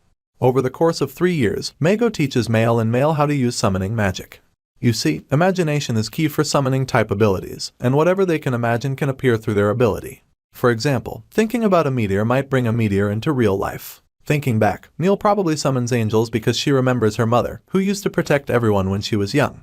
As for the boy, summoning demons might stem from his father's abusive behavior. The old man teaches them that by seeing the world from a broader perspective, they can summon a variety of things. He reassures them that it is fine if they are only interested in summoning certain things, much like the rabbit behind him that always goes for the meteor. He is genuinely curious to see what our duo will end up summoning in the end. That revelation catches both adults off guard, as it is unusual for kids to think about heaven and hell in such a way. Apparently, their mother once told them that kind people go to heaven while evil ones go to hell.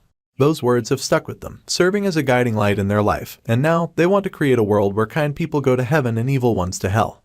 Hearing this, the old man pats them both on their heads, giving them a reassuring smile. He believes they can achieve it because he's seen firsthand that these two are actually kinder than most people he's encountered in his life so far. On one fateful day, while everything seemed fine for Mago, he was requested by the Hero Association for help. Hearing this, the old man finds himself reluctant to go, considering they ignored one of his proposals before, and now they are desperate for his assistance. Looks like some serious shit is about to go down, because the lady appears to be freaking out, while reporting further that a Swede, probably one of the villains, has been seen in Finland once again. Naturally, as soon as that name falls into Mago's ears, he is suddenly feeling chill running down his spine. He facepalms in disappointment, seeing equality still dragging their feet, while the trouble is on the horizon. With a heavy heart, he decides to finally return to the equality to sweep up the mess, and instructs the girl to bring the siblings to him for his last meeting. Not surprisingly, the duo is shocked that the old man is taking off, and they even make failed attempts in persuading the old man not to leave, while warmly hugging him for the one last time. The boy then asks how long it is going to take him to come back, to which the old man simply mentions that the opponent this time is a tough nut, so it might take him a few years before he can see them back again. They even insist on tagging along with the old man, but Mago points out that the opponent is far too dangerous, and if they follow him, they will only follow him to their deaths. The girl starts crying, telling the old man that they do not want to get abandoned like before, to which the old man reassures them, and as a parting gift, he enchants them with his magic, while reminding them that they have his abilities symbol on their clothes. So, if they go to a shelter, the people there will look after them. He wishes to meet them again in the future, and tells them to just grow kind-hearted until then. After Mago's departure, the siblings, afraid of meeting new faces, found solace in a remote place. There, they delved into their abilities, determined to grow into kind-hearted heroes worthy of Mago's legacy. Time flew by as they pondered the complexities of right and wrong, emerging 2 years later with a clearer sense of morality. With newfound confidence, they ventured back to their hometown. There, they eagerly put their lessons into practice to make a positive impact on their community, to create their own heaven and hell that they have imagined, what they called as utopia. In just a month, they turned their hometown into their own little slice of utopia. With angel and demon squads at their command, they kept a close eye on everyone, categorizing them based on their actions. Their criteria mirrored the teachings of their mother, such as, do not steal, keep the streets clean, be polite in public, tell the truth, avoid arguments with friends, and other simple, childlike rules. These seemingly mundane standards took on a sacred significance, serving as the foundation for their judgment, and the fact that these rules were simple and easy just made them equally terrifying. Even then, those who passed their stringent standards met a brutal fate at the hands of the siblings. They believed these individuals deserved heaven for their virtuous deeds, so they prayed while mercilessly taking lives of town people. Eventually, word of their twisted utopia reached the ears of the Hero Association, prompting Chairman Uteridi to take action. However, only 3 heroes responded to the call, as many were likely on vacation. I will spare you the details of the introduction of these rookie heroes, who were just looking to gain experience to climb the ranks. The guy in the hoodie pointed out that there are only B1 cases available, and there are not any B2 cases available to help them ascend in tier. The chairman then mentions that he has B3 missions as well, to which the blondie just says that putting herself in a dangerous situation is not really her idea of climbing the tiers, so she will pass on that. But she is curious why this B1 mission from some little countryside town is on their radar. She is pretty sure she will not gain any experience points even if she takes it, and the fact that they are just children being categorized as low-ranked B1 villains means they are not worthy of anyone's time, though they are surprised to hear that these kids have already taken over the entire village at such a young age. The chairman further surprises them by mentioning that these little guns are apprentices of Mago. Hearing this, it now kinda makes sense to them how these kids could take down an entire village. So they just suggest telling Mago to deal with them. But the chairman mentions that he's already gone to Finland to deal with a Swede. Suddenly, someone snaps her fingers and grabs everyone's attention. Looks like there is another hero in the mix, who is pretty eager to take the job on her head. This hero goes by the name Q2, the 3rd tier hero with special summoning powers. So the next day, we see that same candy lady riding herself on her heavy bike to the village, to take care of the job she has picked up. Upon reaching it, she takes off her helmet, and pleasantly enjoys the magnificent scenery before her eyes. It seems like the siblings are not exactly looking forward to rolling out the welcome mat for the newcomer, and they do not seem thrilled about her arrival. Upon reaching the town, she starts making TikTok videos like a spoiled teenager, while speculating whether the people stuck inside are brainwashed or simply asleep. It is a puzzling situation for her, as it does not seem like anyone is dead either. It seems she does not have to wonder too long, as the siblings have already arrived on the scene themselves. As soon as they have her attention, the duo anxiously asks this girl the reason behind her visit here. Seeing those siblings pop out of nowhere just amps up this cosplayer lady's excitement, and she does not even bother to respond to what the siblings just said to her. And by now, she is pretty sure that these two belong to a special category with impressive abilities, so she starts probing them to show more of what they can do. Sister asks her again why she is here, but instead of giving a straight answer, Kyuthu fires back with her own question, like wondering if Meigo, who is their teacher, knows his apprentices belongs to special category, because, apparently, he only takes summoners under his wing. As Kyuthu further talks, the kids stay silent and scared, not sure how to handle her intense questioning. Kyuthu then takes their silences as yes, and becomes certain they definitely have not told anything to Meigo about their special powers. Once they are totally freaked out, the pair starts asking who she is.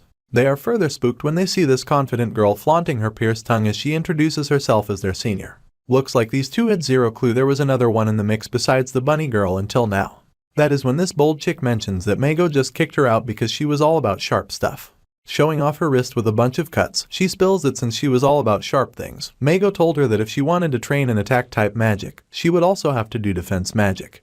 But defense magic was not her jam, so she brushed him off. After that, he kinda just started ignoring her and casted her away. Hearing her sad backstory really freaks these two out, while Kyuthu keeps on repeating how terrible that old man was to her. Eventually, she hits her breaking point and starts bawling her eyes out, leaving the kids scared to the point where the girl starts crying too. The atmosphere starts getting heavy with all this negative energy, and before things go completely off the rails, the brother steps in, magic at the ready. He warns this crazy bitch, but before he can finish his threat, thousands of surgical items, daggers, and all sorts of creepy stuff start raining down from the sky, taking out all the humans who were under the siblings' influence. As she subjects those around her to that agonizing pain, her expression shifts from despair to pure pleasure, relishing in the suffering of others. She believes that by doing this, Meigo will surely recognize her once again. Once it is a total bloodbath, she starts cackling like a maniac. And the more guys drop, the more turned on she gets with all this chaos. Meanwhile, the terrified siblings help each other up, the brother checking on his sister to make sure she is alright. When they catch Kyuthu piling up dead bodies in their orb, it freaks them out big time. After taking those innocent lives, this girl just busts out into a happy dance, living every moment to her fullest. As soon as she spots the one guy left standing, she summons another sharp projectile and hurls it at him. But the siblings step in just in time, blocking it and saving the guy. And you betcha, this psycho gets a kick out of seeing the siblings pull off yet another move. She even gives them props for picking up defensive magic from the teacher. Little did she know, there is a puppet heading her way, ready to take her out. Or so we thought. This woman's a step ahead, slashing down the monster in the blink of an eye, while also reminding those two not to let her compliments get to their heads, because they still got a long way to go. The sister instantly labels her as the sinner who is booking a one-way ticket to hell, and there is no doubt about it. To which Kyuthu just shrugs and says she has always wanted to showcase her skills in a place full of people, but that would land her behind the bars even though she is a hero. So, she mostly avoids public displays for that very reason. But hey, thanks to these two, it is like they have laid out a feast for this sadistic bitch, and she is ready to chow down. The girl then raises her hands, summoning something she has been itching to do for ages. After giving it her all, she finally conjures up this gigantic cutter, which even leaves her bleeding through her eye sockets and nose.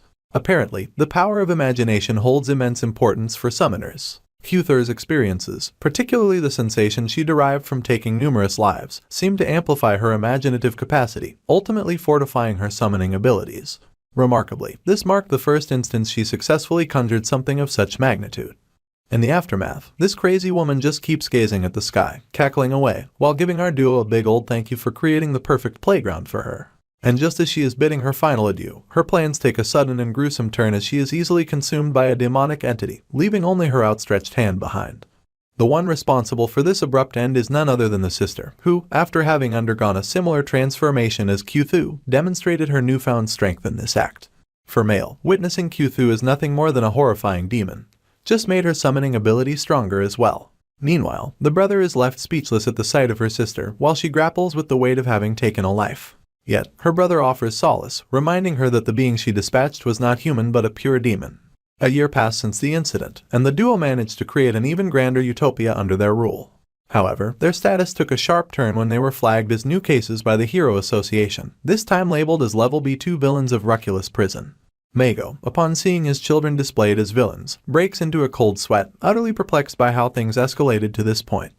Meanwhile, the chairman confirms the news to Mego, acknowledging that these individuals are indeed his former apprentices. Desperate to reconnect with them, Mego decides to visit them personally. However, his attempt is promptly halted by the chairman, who asserts that Mego will not be involved in this case. You see, the chairman's already fuming because Mego was supposed to kill a Swede on the spot before returning. But instead, he hands him over to the government all alive and kicking.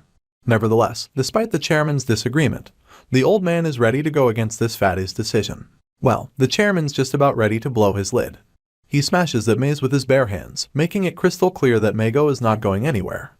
In response, the old man is gearing up to face off with the chairman, straight up calling this fat guy a lunatic obsessed with authority, and nothing else. Before things escalate, Captain Marvel saunters in, breaking the tension by announcing that she will be taking over. And by the way, her real name's Rayasa, the third-tier hero. Seems like this old coot's more than happy to send her in, despite all of Mego's resistance. Mego finds himself startled for a moment as the woman strides towards him. With a reassuring tone, she tells him to just put a little faith in her and promises that she will not let him down. Back in the City of Justice, our panicking duo spots an outsider crashing their utopia without permission. They are both visibly upset to see that this time, one of the greatest heroes has arrived, already feeling down thinking about how many sins she might have racked up so far. Once Rayasa finally enters the City of Justice, the first thing she spots are the humans under the control of the two siblings. These people are not ordinary humans but rather heroes who were previously sent to deal with these kids. Now they look worse for wear, but Rayasa is relieved to see they're still alive. Suddenly, the siblings appear in the sky and immediately ask about this outsider's identity and why she came here. The woman introduces herself as Hero Rayasa and states that she's simply here to bring both of them back. Not surprisingly, the siblings grit their teeth in frustration at seeing another hero popping up to throw a wrench in their plans. They waste no time summoning their monsters and telling Rayasa to leave. They make it clear that if she doesn't go back, she'll be sent to hell. Surprisingly, Rayasa agrees to go back immediately, but she places a condition that, in return, both siblings will have to come with her.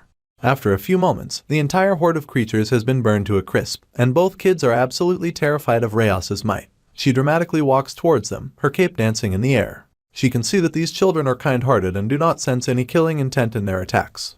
She feels really sad, thinking that if the association had sent some genuinely good heroes to console these kids, things wouldn't have gotten this bad. She understands that, from their perspective, they thought they were doing something good. But she reminds them that their actions weren't entirely right. The siblings recoil in fear as she marches forward, but Rayasa tells them not to panic, because she's not here to hurt anyone.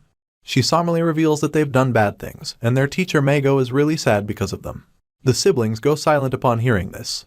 The girl then asks if their teacher is actually back, but her brother tells her not to believe Rayasa, saying she's lying. The woman repeats herself, saying it is the truth. She extends her hand and warmly tells them to release their control over everyone and come back with her. At that moment, both kids felt the warmth of a parent and embraced her hand, and finally started walking with her. After a while, the kids are shocked to see their teacher standing right before them, who followed Rayasa all the way here. They rush to their teacher, bursting into tears as they tell him that they have abilities belonging to a special type, and their mother asks them to keep that fact hidden from others. They apologize to their teacher for lying to him, knowing that Mego only takes summoners as his apprentices. The old man denies it immediately and asks who told them that. That is when they reveal that a hero named Kyuthu said it and claimed she was Mego's apprentice. This news shocks the old man, who reveals that he has never taken anyone as his apprentice other than the siblings and the bunny girl Lupus. He explains that he only met Kyuthu once at the association and just gave her a piece of advice, nothing more. After reuniting, they catch up, sharing what happened over the last 3 years. The siblings talk about how they worked to grow up as good children and how other people didn't understand their efforts. Both Meal and Mail still don't understand why people didn't recognize their hard work, even until now. While the old man watches the kids resting, Rayasa appears and asks if he's finished talking with them. The old man has his own question, asking if she can entrust them to him. The lady reminds him that even though the siblings didn't kill anyone in the village, they still held thousands of people hostage and killed a hero, making it hard for them to avoid the death penalty in court. Mego tries to reason with her, saying they simply strayed from the right path because they were young and have now realized their mistakes. He promises that if she entrusts them to him, he will help them understand what they did wrong. She replies in response that this decision is not hers to make, but the old man persists, reminding her that they are just kids. She solemnly responds that she understands what he's saying and doesn't agree with the law that the association leader changed to allow for the execution of underage children. But she can't go against it since law is law. She further points out that a hero's job is not to rehabilitate criminals, although she understands his perspective. With so many problems in the world, she asks him if he would work with her from now on. The old man then questions how this relates to the siblings. Ryasa explains that she needs his help to reshape the world. Her determination is visible in her eyes, and the old man understands her resolve. He agrees to help but sets a condition. He wants her assurance that these kids will not be sentenced to death until they reach adulthood. He asks her to allow him to use his ability on them so they can survive. Ryasa gives him the green light. He then casts a barrier over the siblings, the same barrier our heroes struggle to break. Now knowing the full story, Gangyu is at a loss for words, unsure how to proceed with this new understanding. His mind drifts back to one of his own memories, where Gangho introduced his brother to Ryasa, who is eager to work with our hero to change the world. In the present, he stands up, and the little boy speaks up immediately. He says they simply judged people based on their rules they created, and asks if law is not just a set of rules made by people of the world. He questions what the difference is between them and the laws made by others. That is when the lady steps forward, attempting to explain that she, Ganghu, and Gangho were raised with the intense rehabilitation of these two children. She tries to clarify that she is not saying they did anything wrong, but before she can continue, our hero traps her inside a red bubble. With energy strings dancing in his palm, he walks towards the children, who are growing more terrified by the second, begging to be spared. The warden still prepares his fist to strike as the brother begs for their lives and admits their wrongdoing. The duo is absolutely terrified, tears flowing involuntarily as they plead with their teacher to save them. Finally, Ganghu's terrifying fist comes crashing down, shaking the entire prison. Surprisingly, he directs his punch into the ground.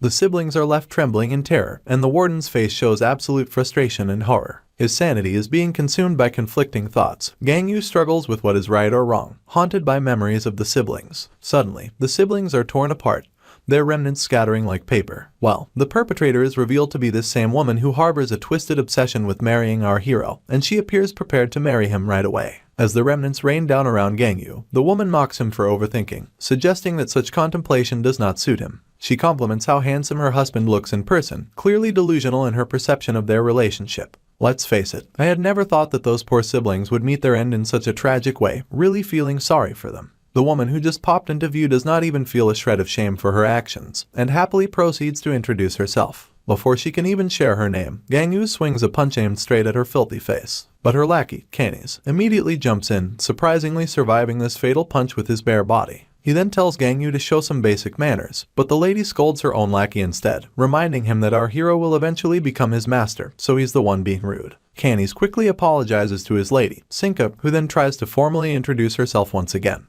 Well, the warden is not waiting for any introductions and swings another punch aimed at her. Once again, his punch fails to reach her face, effortlessly blocked by her powers. She tells him to stop being so impatient since they will be seeing each other for a long time. She prefers a little chat first and finally gives out her name, Sinka. She's a special type power user known for space manipulation and confidently states that she's the woman who will become the Eve of a new mankind. The warden is beyond confused, wondering what on earth she's talking about. She repeats herself once again, saying she will become Eve. That's when our guy takes a big sigh and officially declares he's tired of all this nonsense. He's mentally exhausted and just cannot believe a crazy bitch has appeared out of nowhere. Hearing his rather colorful remarks, Sinka, just like any crazy person, claims she's not crazy. In fact, she insists she's the most sane person in the world, and naturally, her lackeys nod along like bobbleheads. She tells our hero that mankind is currently in a dangerous situation and is degenerating even as they speak. If this continues, she fears they will go extinct sooner rather than later. Of course, Gangyu is startled by all of this and has no clue how to react to this nonsense. Sinka then reminds him that he's part of the Hero Association, specifically belonging to equality. She assumes he thinks villains are the threat to humanity, or that past heroes with absolute authority were the problem.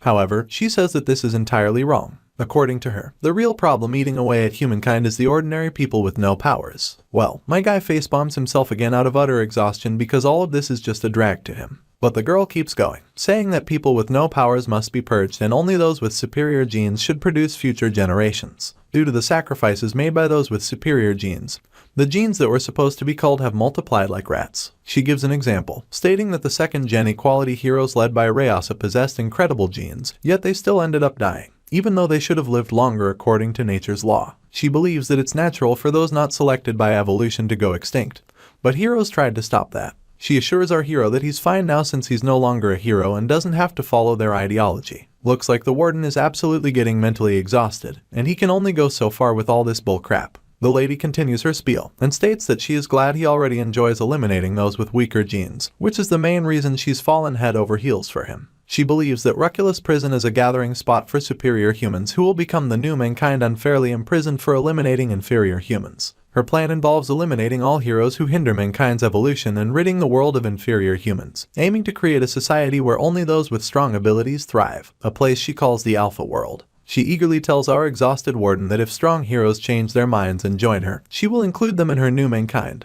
promising a less strict world. Finally, Gangu speaks up, his tired eyes and annoyed face showing his frustration. He states that he tried his best not to kill anyone who is not a criminal, but it seems killing is inevitable at this point. The lady just feels kick at the mere mention of killing, prompting her lackey to clarify that the warden did not mean what she is thinking. Sinka tells her lackeys to shut up, and reassures our hero that they both will take part in killing later. After dramatically clearing her throat, Sinka labels Gangu as the Adam of her new world, with herself as Eve. She even has started imagining her offsprings leading the evolution of mankind. Or at least she thinks so. She reveals she even considered making Huang her Adam, which is why she launched the EMP attack. Gangu immediately perks up at the mention of the EMP strike. They had been searching for the culprit behind the attack, and it seems he may not need to look any further to find his brother's killer. She claims that she never expected the prison security to be so tough, as no external attacks could breach it. That is why, after obtaining the internal floor plan, she used a customized EMP and blasted it from within using her abilities. And once she breached inside the prison, she spoke to Huang afterward. But he's still underage and has not even gone through puberty yet. And according to her, the Awakener's abilities fully develop once they reach puberty. With time being precious and her mind full of imagination, she quickly devised a wild plan. Her crazy scheme involves Gangu clapping her cheeks to make children before Huang reaches adulthood. Once that little guy matures, he would also clap her to make more babies to progress mankind. She is absolutely thrilled to have found their superior genes and cannot wait to execute her plan. She talks about her vision of them becoming a family. Despite not being blood related, she is expecting our hero to reconcile with Huang. However, the warden is beyond pissed at this moment. His disappointment and anger know no bounds as he asks them once again if they were behind the EMP attack. The girl immediately grows worried, assuring him she did not intend for his brother to die. But her mood quickly shifts back to happiness as she suggests that even though he lost his brother in the EMP strike, he can still build a new family with her. She activates her spatial powers once more and, before leaving, calmly asks if he has decided to start a family with her. To this, our hero calmly declares that he made his decision long ago. He extends his hand toward her spatial magic, dark lightning crackling around them, tearing through her space. With a voice filled with rage and anguish, he tells her he's going to make her regret everything by making her death as painless as possible, his eyes showing just how furious and hurt he is.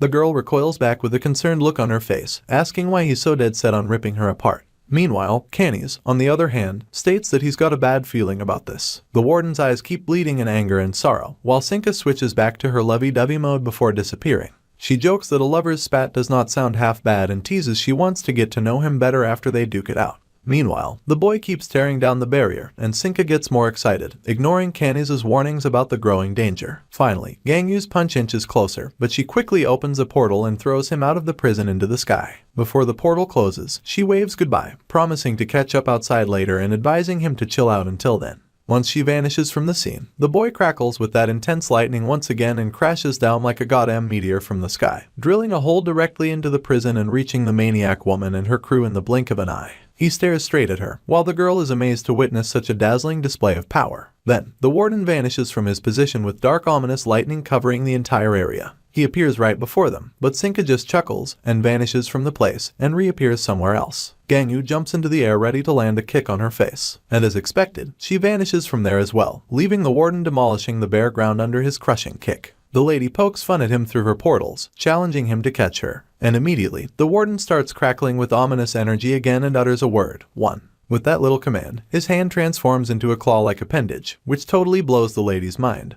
while Gangu wastes no time lunging at her with his sharp claws. But then, she vanishes from her place once again, and appears right behind him. This time, our hero's claw appears instantaneously right before her face, and this game of whack-a-mole continues as he follows her through every portal she opens. Once he has finally caught up to him, she is now visibly scared, a little tear welling up in her eyes. Just as his hand is about to grab her, he is grabbed by this cat-like lady whose flexible paper-like body wraps him up entirely. The girl sweetly pronounces a cat voice in his ear, but it seems he is not much of a fan of cat girls. So, he grabs her by the head and slams her forcefully into the ground, creating shockwaves through the area. He lifts her up again, ready to pound her back down, while her subordinates just watch, seeing her tossed around like a rag doll. After a few seconds, there is nothing left of her but a splatter of blood on the ground. But wait, looks like this cat lady is not quite dead yet. She reminds Sinka that messing with this guy is dangerous, noting she could have died too if she had kept playing with him, and she complains about losing one of her lives because of him. Well, they do say a cat has multiple lives, and that is probably why this lady's still kicking. Gangyu gears up for round 2, while the lady looks completely dejected, eventually bursting into tears over losing such precious genes. She hates that he is pushing her to desperate measures. Finally, the warden awakens his mode 5, and these ominous energy balls start materializing. Sinka gets serious too this time, using her multiple dimensions to open a bunch of portals all at once, and a bunch of people start coming out of those portals. The boy is pretty shocked to see these newcomers crashing the party, while the lady, with a seriously somber expression,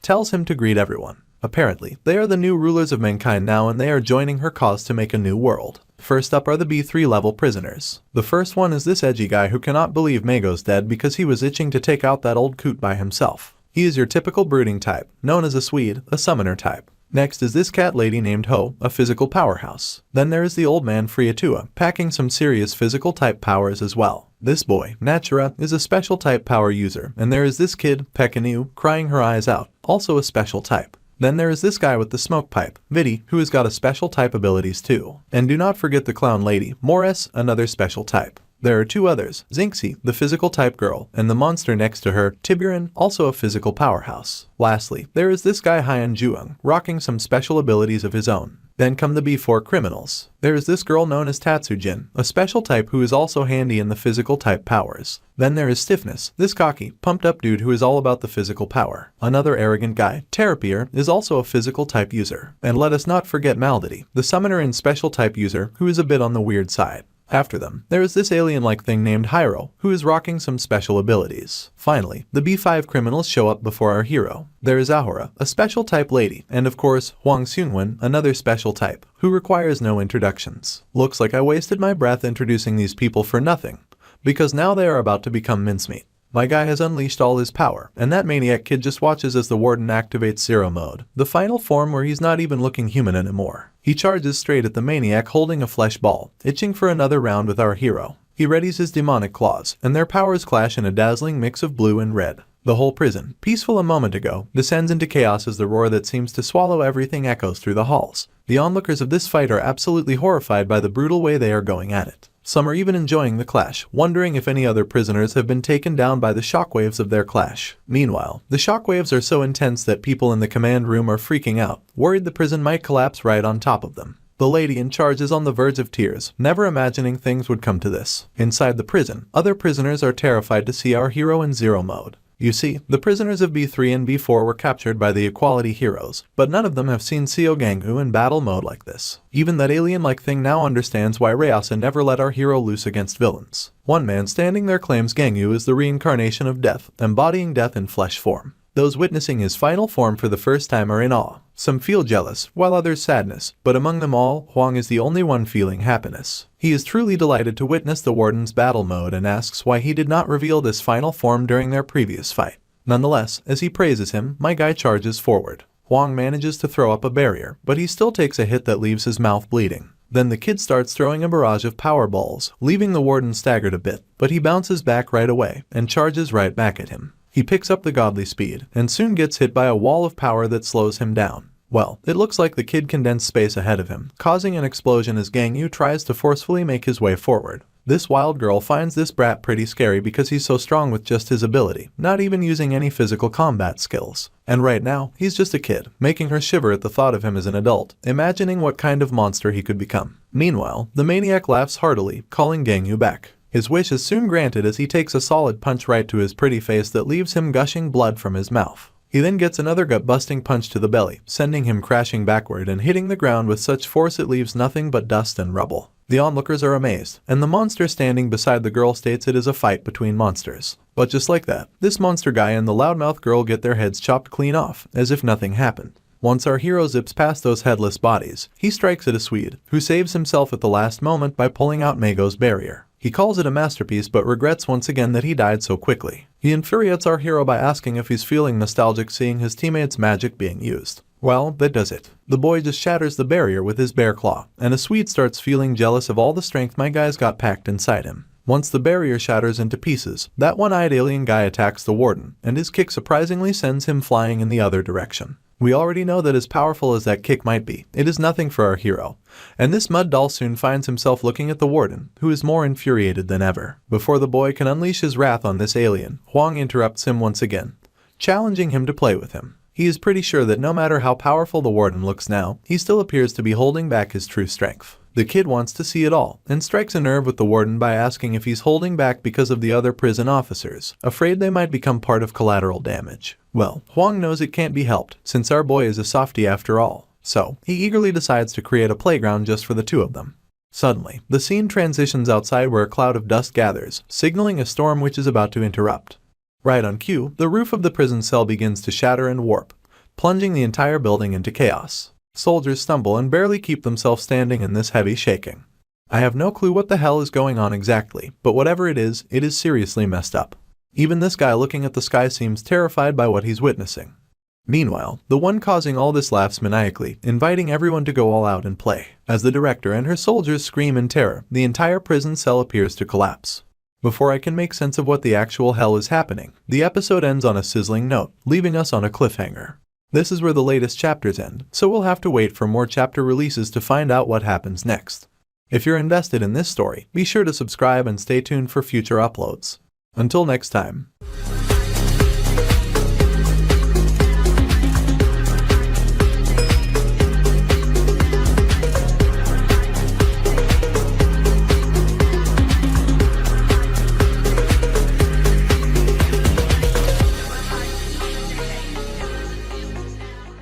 We continue the story with the havoc wrecking on the prison, where everything is collapsing because of the huge dark mana pressuring the fortress like walls, and everyone is trying to protect themselves from the falling rubble as they have no idea what's happening.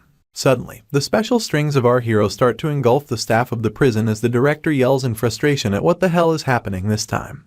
Soon, almost all the staff of the prison turned into red balls and are rooting towards the space, because if they stayed in the prison, they are going to become stickers beneath the raining boulders.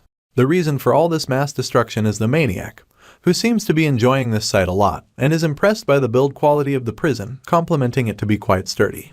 Right then, our protagonist charges at him to land a punch as he believes that this must be a right time to do so, but a portal is created at the moment of impact, and Gangyu vanishes in this portal. This is the portal of Crybaby, who was rejected earlier, as she is blabbering about how one should not interfere with other people when they are using their abilities. After that, she turns around asking his subordinates that they should leave from here too because there is too much dust here. Meanwhile, Tatsu is thinking about something, and she gets on her knees, breaking the ground through his palm, as she is about to show everyone what she is made up of, which grabs the attention of Sinka. She is charmed to see that the ponytail girl has just brought out a katana, and asks her what she is planning to do with this. However, she does not respond to Sinka. Instead, she swings her sword which tears through the walls, and creates a space for them to escape. It looks like Sinka is really impressed by it. Although, the marriage-obsessed lady asks her why she wasted her strength like that, because they could have just gone out using his portals, as she orders his subordinates to gather around so they can leave, while Tatsu is still silent. Now the scene changes and we are not in a public space in mid-city, as the people are surprised to see our hero in his punching posture standing in the middle of the road. The sneaky bitch really pulled out a great move. Suddenly, the portal opens up again, Gangyu vanishes from there right away, while people are still wondering what was that thing. Now the Red Devil, clearly enraged, is standing in the middle of nowhere, and a huge condensed ball of some rocks is hanging in the air. On top of this condensed ball, Huang is present, who uses his power to blast off this condensed ball, and laughs like a maniac, while chanting boom.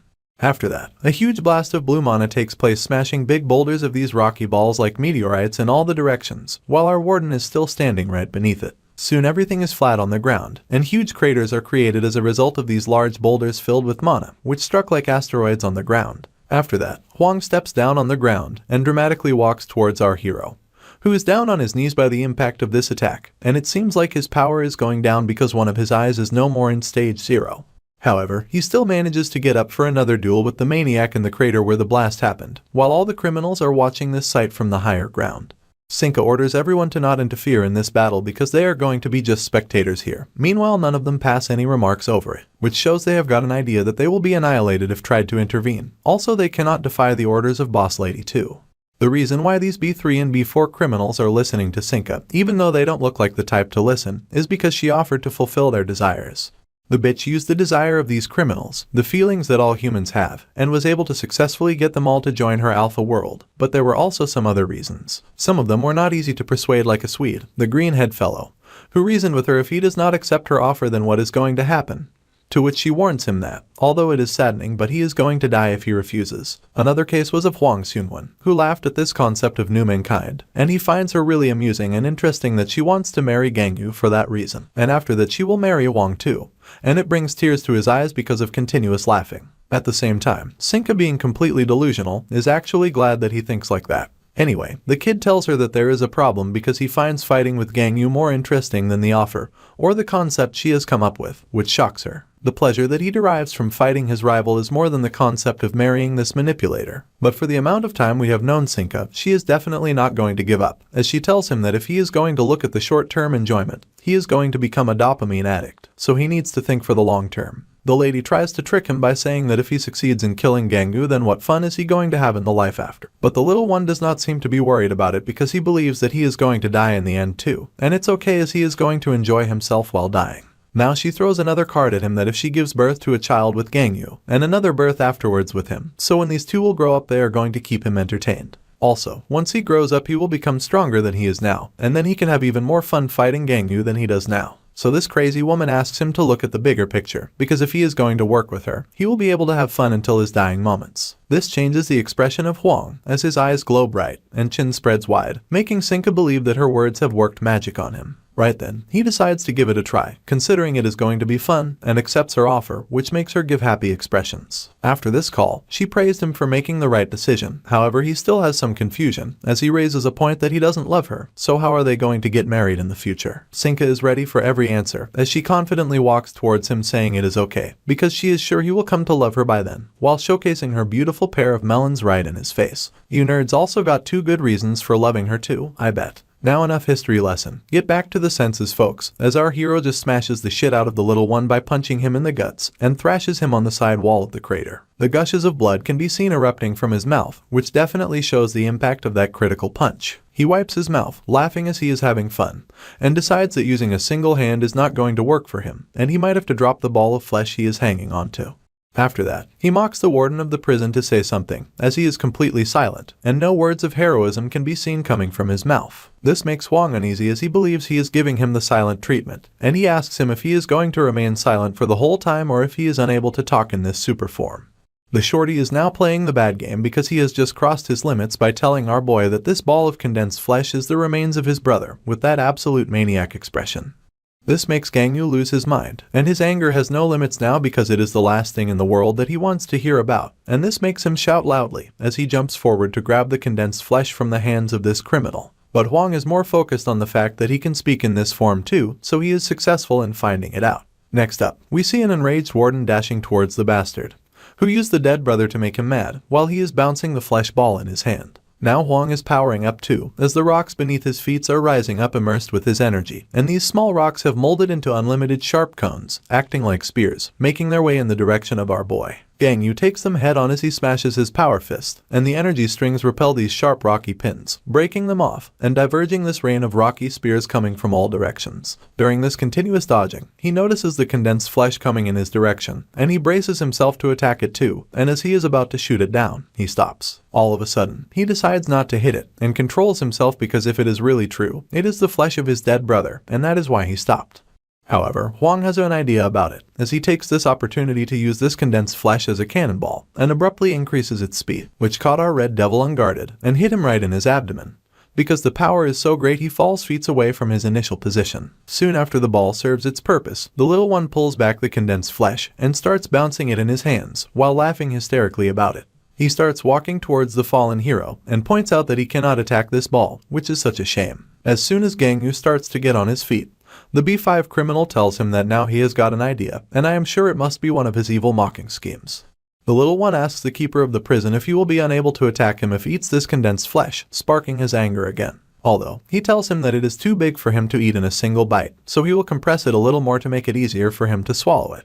On hearing this shit talk, our boy jumps from his position, and with a flash of thunder kicks this irritating kid, and thrashes him into the ground. This makes the kid cry out loudly in the pain, and blood oozes out of his mouth. This impact of kick has created another mini crater in a crater, as rock smashes out with a blast. Gang Yu is standing over him, with one foot on his chest, staring him down like he is going to tear apart him, and he raised his hand, accumulating all the possible power in this punch as he lands it right on his face, and huge power surges can be seen making it wave around the spot. Furthermore, the warden is not stopping here at all, as he has become Mike Tyson, and is smashing him with punches from both hands, one blow after another, while the alien, ponytail girl, and stiffness are watching it very carefully. Again, the power of Gang Yu's current stage starts to go down, as the mask peels off from one of his eyes again, seeing this little brat hold up his arm to block his attack, and then an immense blue mana makes his body glow. The warden is shocked to see this happening, because even after taking this much beating from him, Huang is still enjoying it and laughing over it, and surprisingly he still has enough power to fight back. Suddenly, there is a huge blast of energy that goes straight up to space, and it's so powerful that all of them are staring at its reach over the horizon. All of them are shocked at this display of power, because none of them can imagine taking any of these guys in a one-on-one battle, while Sinka is speechless too. Suddenly, her expression changes as she joins both his hands and Awa, eyes widened as she finds this energy surcharge so beautiful, although she just cares about the power that is residing in them, and how she can have a child with them to renew the concept of mankind. After that, she tells her subordinates that it is such a sad sight. Only if both of them decide to patch things up it will be really nice for everyone, especially her. But her subordinates do not agree with her at all, and they tell her that it is not possible at all. Meanwhile, Hyan, who is a B3 level, is looking deep into the crate and informs them that the fight is nearing its end, because both of them are lying at the corners of the ring, really beaten up like pulp. The maniac is not laughing anymore, as it seems like he has reached his limits, and he has seen a real-life monster against whom he does not stand a chance. Meanwhile, the warden is back in his normal human form, and is trying to get back on his feet, although his body is shivering badly, as he has taken quite a lot of damage too. Gang Yu's eyes are still filled with rage as it feels like he is not going to spare him at all, and he is finally on his feet. This power of ultimate hate for Huang is not letting him give up. Suddenly, the little brat's eyes widened, as if he had seen the angel of death, and it is fair to say he has, because the special red strings of energy are sweeping through the ground like it is a pit hole of snakes. This is looking absolutely stunning, showcasing the strength of our hero, who is still fighting like a champion, and is ready to deliver his final blow. Suddenly, the string starts dancing everywhere around, intermingling with each other, creating something gigantic that even the remaining criminals, who are standing on the higher ground, are watching it like they are looking at the Burj Khalifa, and the shadow of this thing can be seen on their faces, while they are all awestruck, wondering what that thing is. This makes Sinka yell, "What is that thing?" as a huge dome-like structure has been developed by those intermingling strings, which is covering the whole area of the crater, making it impossible for these people to look inside it. Meanwhile, in the inside of the dome, Huang is laughing at this sight, asking him the number of special moves that Gang Yu has, because with the number of these incredible moves it is clearly impossible for anyone to defeat him. After that, he calls his name and asks our hero how it was. Elaborating his question further, he asks again how killing someone feels, and Gang Yu does not respond to this question at all, as he is silently hearing him talk. Furthermore, Huang asks another question if he feels disappointed about killing like that, just as he does, because for them it is a matter of single touch, and it is not satisfying enough for one to release his pent-up emotions, because as things stand, Gang Yu took the job of a warden in prison because he wanted to punish the criminals who used to kill people, and with such great power it is a matter of second before they perishes. This infuriates our hero more, and he yells at the kid to shut his fucking mouth, to which he mockingly replies so what he is going to do if he keeps blabbering shit. Now Huang is back in his character, as he starts smiling like a maniac, and asks him if he now feels refreshed after having released those pent-up emotions, while going all out playing with him. Also, he adds that Gang Yu must have felt utterly frustrated trying to keep his powers suppressed all this time because he couldn't find a worthy opponent like him this whole time, and he had to journey with those pieces of trash, hinting towards the Hero Association's hunters, who are a part of Gang Yu's journey, and he wants our boy to validate this theory of his. This made the warden more angrier, and he tells this little shit that he knows nothing, not even an inch of his feelings and life, as blood drops fall from his eyes. This dialogue reminded me of Jon Snow from Game of Thrones. After that, Huang looks up at the mass-level dome that has covered everything up, and concludes that this must be a really dangerous skill, and most probably Gang Yu's last one too, while he tells him that he is at his limits too, which is too bad because he wanted to have more fun. He also shares his ambition with him, that if he becomes an adult, like Sinka said, then will he be able to defeat him. But Gang Yu ruins his future plans by telling him that this thing will never happen because he will be dying right here, so there is no chance of him becoming an adult.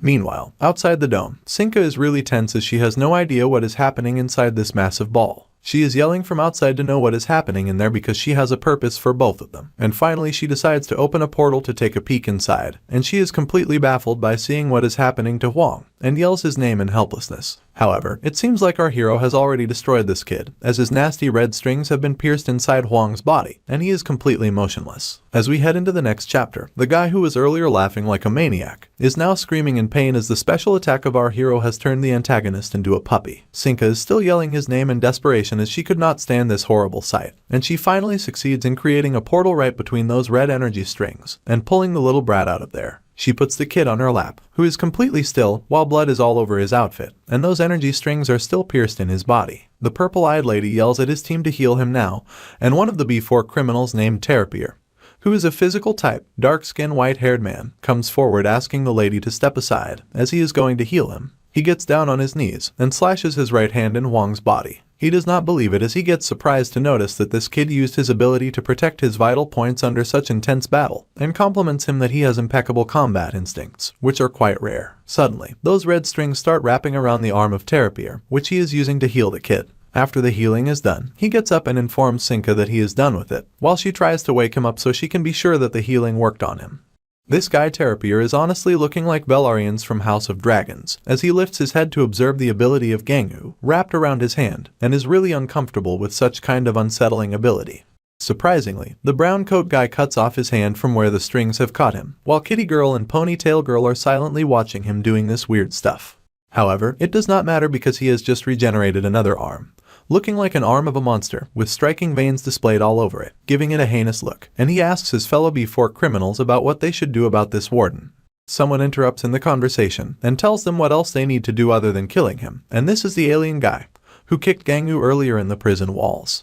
Meanwhile, Sinka jumps in the conversation and asks them to hold on before they carry out this killing, because she wants to talk to him one last time about the offer she had made, thinking that he might agree with her now, while our boy is drained of all his energy and is lying upside down on the ground. Gangu is such a beast of a guy, as he still gets up, while his eyes are bleeding, body is aching but still he gets up, slowly walking towards the condensed flesh of his brother, and finally he gets there and lifts it up, looking at it silently, but his facial expressions are saying a lot. It feels like this moment is spanning over 1,000 years, because everywhere there is silence while he is still staring at the condensed flesh, remembering his brother. Now, as we see he is crying blood tears, dripping from his face. Meanwhile, someone calls his name. She is Sinka, who came through her portal, asking him to come with her as it is still not late, with her hand over her pretty jugs, showing how sincerely she wants him to join them. But our boy is not that pleased to look at her existence at this emotional time, and furiously turns on his ability again, warning her to fuck off from here. Sinka is really hurt, and she tells him that she really doesn't understand why he is not giving up, and keeps rejecting her. All of a sudden, thunder falls on Gangu, making his ability disappear and confiscating him for a moment. This is the ability of a Swede, a B3 criminal, who has activated his magic because he believes that the negotiations have broken down, and he tells them to kill our hero before his energy revives even a little, because they know they will not be able to take him head on if this happens. After that, he looks back at other criminals of his team and asks them if there are any objections regarding this, but all of them agree to kill him unanimously. But in the end, these Loki criminals still have a bit of emotion in them, as the old fellow, Friatua, is feeling sad for such tragic ending for this young man.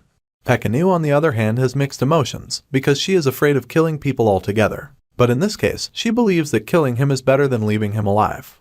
Meanwhile, Natura, being a nature lover, says that it is not too bad to become one with nature. That's when the island girl, Maldity, asks them to finish it off fast so she can go eat because she is really hungry. The muscular guy, Stiffness, is hoping that this guy will definitely entertain him, while Vidi is saddened at such an end of a story for Gangu. Ho, the kitty girl can be seen teasing Hyun, while complimenting Gangu that he is scarier than a demon, and Hyun is making fun of her for being scared. Suddenly, someone shouts from behind to get out of his way. This is Hyro, the alien, who has just gotten about 1,000,000 times bigger, and smashes his huge fist punch right at Gangu, who seems to be protecting the remains of his dead brother by keeping it close to his heart. This attack from Hyro begins the series of attacks from other B3 and B4 level criminals too, while Gangu is thinking how much time has passed since his brother has been gone. He is lying on the ground, keeping the flesh ball close to his heart, and wrapping it with his ability to make sure nothing happens to it. After they all are done with landing their attacks, the giant alien then tells them that it is time to end this, as he steps forward to pin his gigantic foot on Gangu. As soon as his foot reaches within a few meters of our hero's body, a strong tornado appears, and the blue energy wraps the foot of Hyro and stops it from attacking Gangu. Out of nowhere, Huang has come into senses and arrives at the scene at the right time to talk with Sinka. He asks her if she remembers how she told him that when he will become an adult, he will become even stronger, as he tells her that for the first time in his life he finally has a dream, an aim that he wants to follow, while she is listening to him carefully. The dream of Huang is to defeat Seo Gangyu, when he will become stronger, and he starts laughing again, while Sinka's jaw has dropped on hearing it.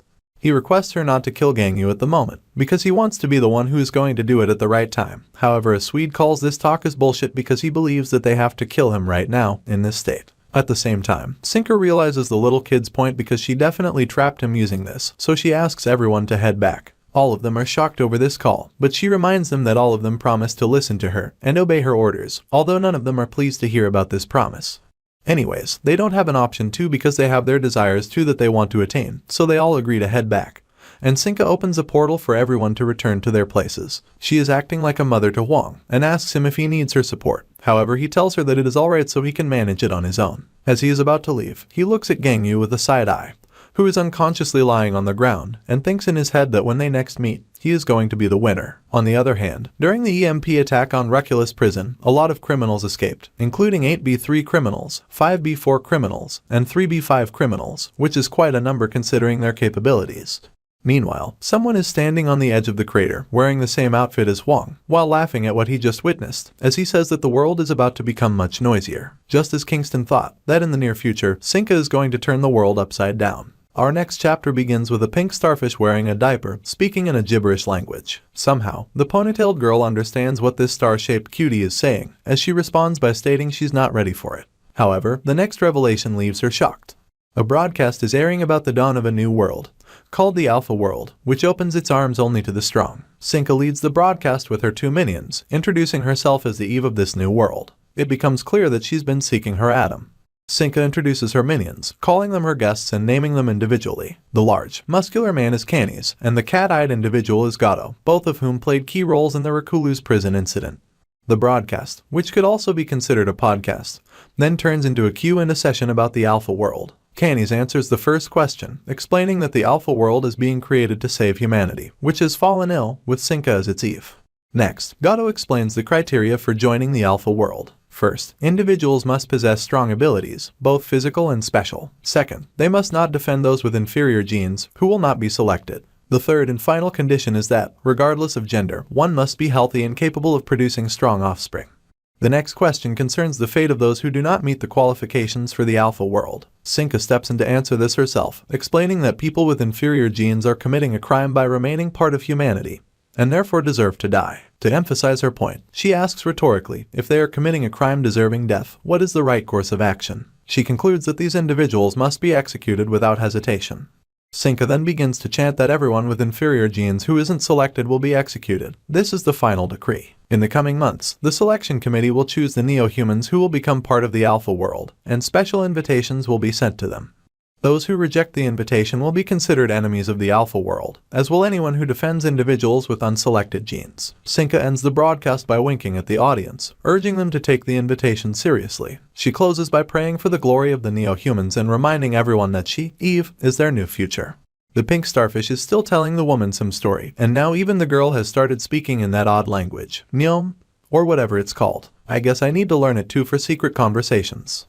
The scene shifts to a large meeting room where several individuals are gathered to discuss pressing matters, particularly the Recluse prison escape and the subsequent global broadcast, an embarrassment for the prestigious organizations involved. Mr. Bezet, the world president, calls for an emergency meeting of the World Security Council to address the issue with the nation's executives and stakeholders. Sinka's profile is displayed on the screen, highlighting her attributes as the leader of this new organization. The leaders debate whether she was the one responsible for the EMP attack. One of them asks if she's on their list of villains, but another mentions that the Hero Association has denied her presence on their list.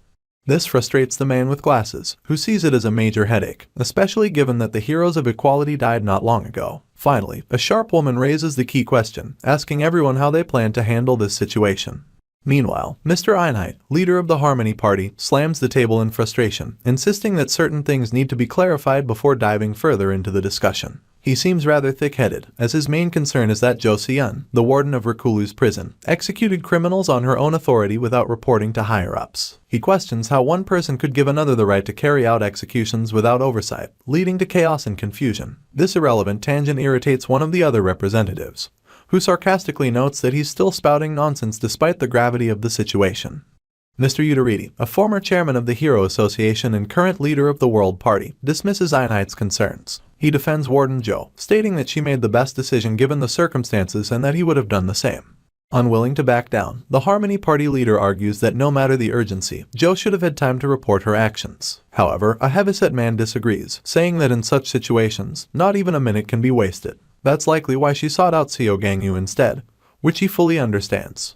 Mr. Udariti then turns to Guido, the Justice Minister, for his opinion. Ito acknowledges that it was a tough decision given the unique situation but maintains that it's still wrong for an individual to have the power to execute others as they see fit. His diplomatic response is typical of a minister. The fire commissioner chimes in, expressing concern about the suffering the public will endure in the aftermath. Mrs. Crum, the police commissioner, adds that the damage has already been significant, with public safety deteriorating rapidly ever since the broadcast. The beast-like man with a cigar, who happens to be the Vice Minister of National Defense, questions the group, asking whether they should consider themselves at war or if this is still just a prison escape incident. Frustration builds as the former chairman of the Hero Association slams his fist on the table, venting his anger. He insists he had already warned them that the criminals needed to be executed, and their current situation is the result of delaying those executions. He continues to lash out, boasting that if he were still in charge, these criminals would have been dealt with long before execution even became necessary. He can't believe they brought danger upon themselves by not eliminating the captured, wanted criminals when they had the chance. Next, he turns his fury on Rayasa, the current chairman of the Hero Association, accusing her of letting the world fall into chaos ever since she took over. Mr. Boda shoots back, saying the former chairman hasn't changed one bit. Incite also mocks him, pointing out that the moves he made during his tenure as chairman were flawed, asking him to consider the state of the heroes from that time. Incite adds that all the heroes the former chairman led were mentally unstable, but the World Party leader defends his actions, arguing it was better to keep them as heroes rather than let them turn into villains. The bearded man, however, counters by asking if merely appearing as a hero on the outside is all that truly matters. The meeting heats up as the participants begin tearing into each other. It's clear the former chairman holds a grudge against Rayasa as he drags her into the conversation again, claiming that under her leadership, people who could have become heroes instead turned to villainy, causing chaos everywhere. The man with glasses, who appears more level-headed, tries to explain that Udariti's definition of a hero is vastly different from theirs. This remark infuriates the stout leader, who accuses them of being so obsessed with their idealized vision of the world that they fail to see the reality in front of them. The world president, silently observing the chaos, looks at Rayasa's empty seat, wondering what she would have said in response to these accusations had she been present. The former chairman, sensing that he would have been outmatched if Rayasa were here, falls silent. After the meeting, the assistant of the stout leader asks how it went. He responds bitterly that it didn't go well at all, claiming there's nothing left to discuss, they simply need to kill the criminals and be done with it. He blames Rayasa for everything, saying that ever since she became chairman of the Hero Association, many members of the WSC, including the Harmony Party, Fire Commissioner, and Vice Minister of National Defense, have sided with her. In contrast, only he and the police commissioner favored harsher measures, leaving them outnumbered 4-2. The justice minister remained neutral. He tells his assistant that their opinions have been consistently ignored, and even the world president tends to lean toward Rayasa's side, further weakening their position on the council. However, he now sees an opportunity. With the Hero Association's chairmanship vacant, all they need is to appoint one of their own to tip the scales in their favor. If it becomes a 3-3 split, he believes their stance will finally be taken seriously. That's why they plan to meet Seo Gangyu, a former hero of equality. He is confident that other influential figures have already started making their moves, subtly referencing the bunny girl. His assistant, aware of the situation, asks if Seo Gangyu was close to the former blonde chairman. He confirms, saying they were indeed very close. However, he's now optimistic given how much the situation has changed, believing they have a chance to lure Seo Gangyu in as they head to meet him. Meanwhile, our hero is undergoing surgery after a tough fight with that maniacal kid. The healers are working hard to restore his strength, as he looks completely drained. Moving on, the next chapter begins with a conversation about a critical question of why the heroes can't kill the villains. The muscular monk laughs heartily, telling his friend that he had the same thought when he first joined equality. He assures him that he'll find the answer eventually, as his journey with equality continues. Gangyu, sporting his ponytail, grows frustrated at these remarks and questions the monk, asking if he really expects him to kill people with his own hands, even though he doesn't want to. He goes on to say that if heroes are required to kill, then he'll quit being a hero. How things have changed in just a few nights. The purple-haired woman chimes in, revealing that her sister is on death row in prison. While it's true her sister committed a crime deserving of death, she believes her sibling should be given a chance to atone for her sins. After all, blood is still blood. Mago is also present and repeats the key question, asking what happens if they reverse the statement, why must heroes kill villains? After posing this, the old man finds himself confused, offering several possible explanations. Maybe villains should be killed because they have no value alive, or because they've forsaken their humanity. He then spirals into deeper questions, which humans have value, and what does it even mean to be human? Now stuck in a mental puzzle, he asks for everyone's help to solve it. Rayasa steps in, stating that the job of a hero is not to kill villains but to save everyone. She extends her hand to Mago, inviting him to join them in their mission to save others, adding that she's sure Seo would love this idea. However, they all leave without answering the original question, leaving our hero alone, stuck in this moral dilemma.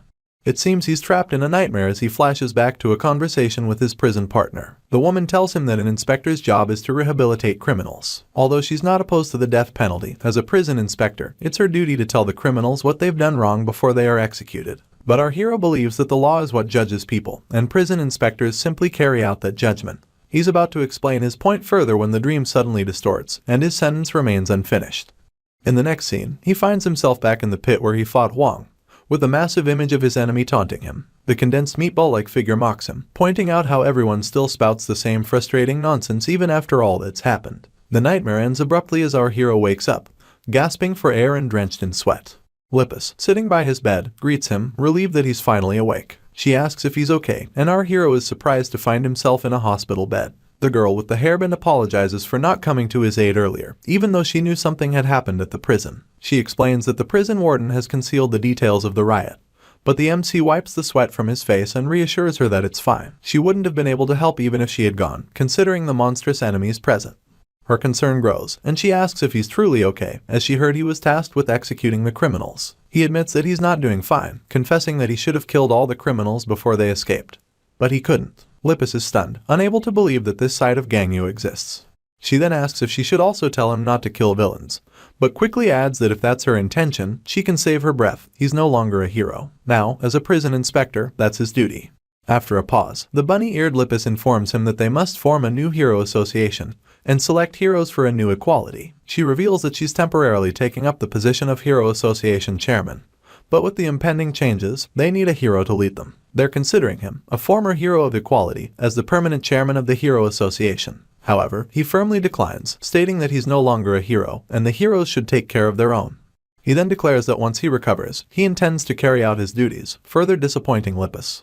At that moment, someone barges into the room, validating the young man's words. It's Yutariti, who is here to make his move, visibly pleased to hear that Seo Gangyu is now a prison inspector. His sudden arrival surprises both of them. The old man commends Gangyu, noting that he went through a lot to execute the criminals by himself, but that's all in the past now. Yutariti assures him that he won't have to go through that again. He then reveals his plan. He's going to become the Hero Association's chairman and intends to involve the heroes in executing criminals, which shocks the young woman, who can't believe what she's hearing.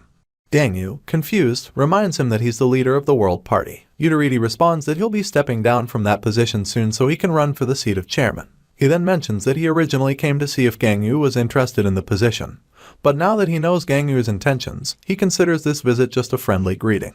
With that, the hefty leader takes his leave, wishing Gangyu a speedy recovery and warning the rabbit-headed Lippis to prepare for what's coming. Lippis lashes out, asserting that no one in the council would ever elect him. Yutariti, with a sneaky grin, tells her to wait and see what happens.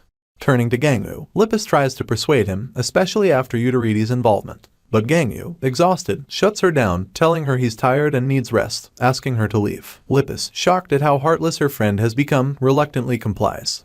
Meanwhile, Yutariti rants in his car, convinced that everyone, like him and Lippis, will soon try to reach out to Seo Gangyu. With the rise of abilities, organizations like the army and police have become overly reliant on singularly powerful individuals. He believes the World Security Council will soon debate whether Gangyu's executions were justified and whether he should be granted the legal right to perform such actions. His assistant, curious, asks what his plan is.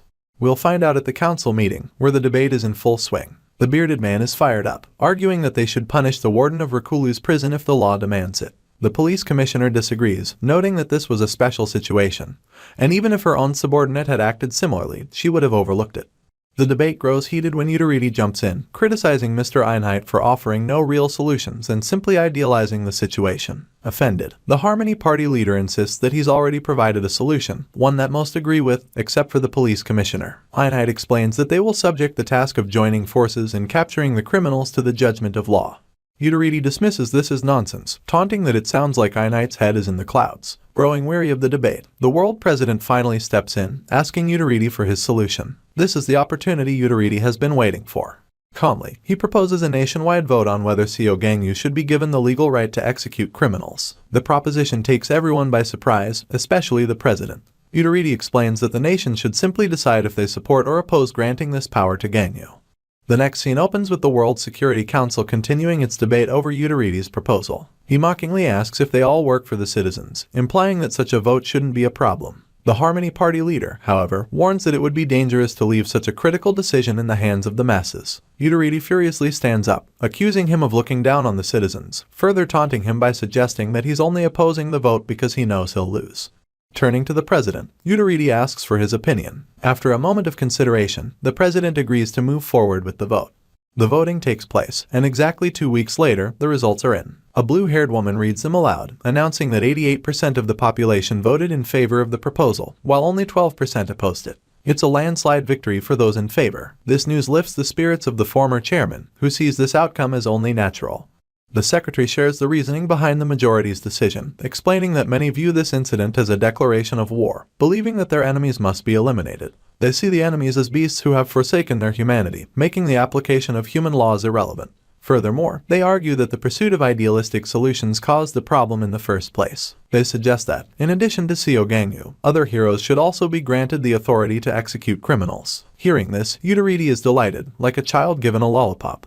However, the secretary also presents the opposition's argument. They believe that the prison inspector is too emotional right now, which could compromise his decision-making. Granting him the authority to execute could lead to the same issues that occurred with the previous heroes. When an individual's judgment is elevated above the law, they argue, society risks falling apart. This perspective aligns closely with those in favor of correction.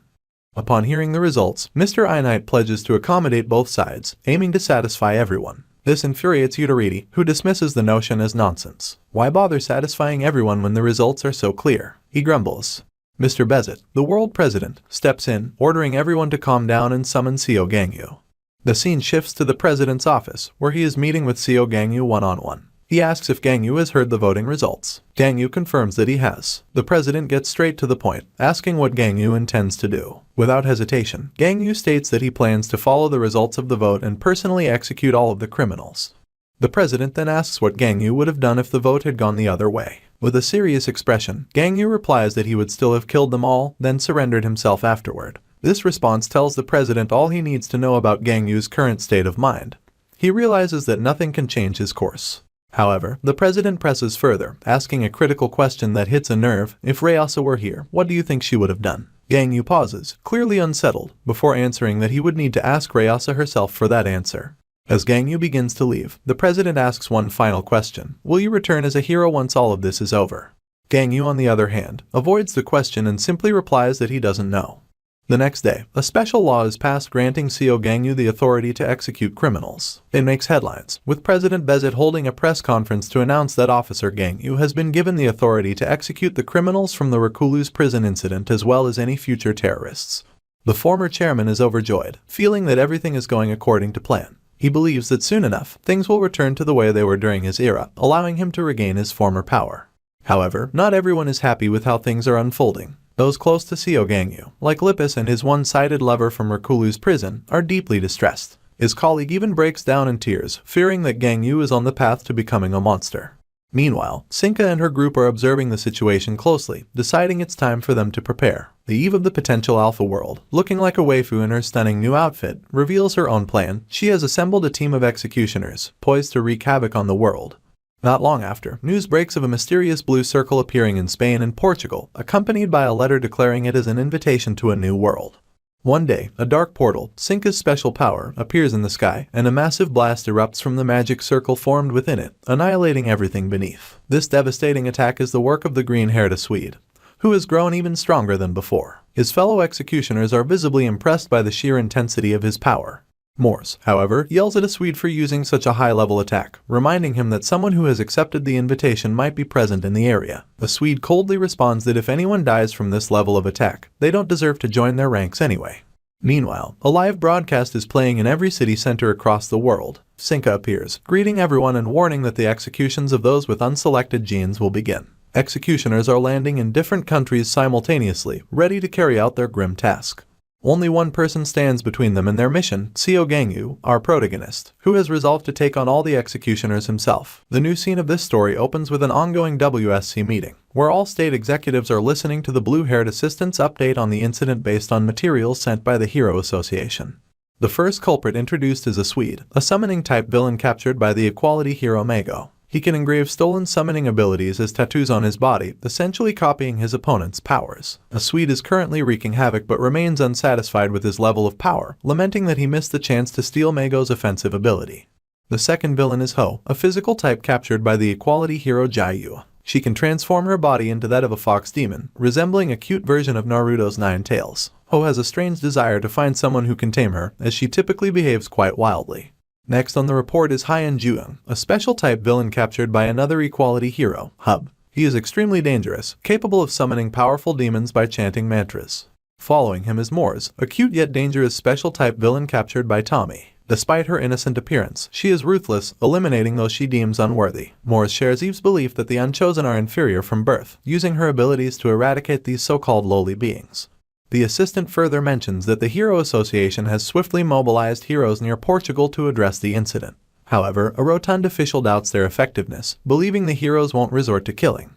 Mr. Bezet then orders that firefighters prioritize rescuing civilians, while the army and police protect them. The army and firefighters' representatives agree, but Mr. Crumb disagrees, arguing they lack the power to stop the villains and will need to request hero assistance again. Upon hearing this, the president turns to the elderly minister to inquire about Seo Gangyu's whereabouts. The minister replies that, according to Warden Joe, Seo Gangyu has already set out after hearing the broadcast. Clearly, Seo Gangyu won't waste a second or wait for bureaucratic delays. Mr. Incite, still stuck in the 23rd chapter, questions why they haven't fired that warden yet. Mr. Bezet ignores the Harmony Party leader's question and instead asks his cabinet if there's any way to determine what their enemies are after. The girl with glasses informs him that they have no clue about the villain's true intentions or the purpose of this onslaught.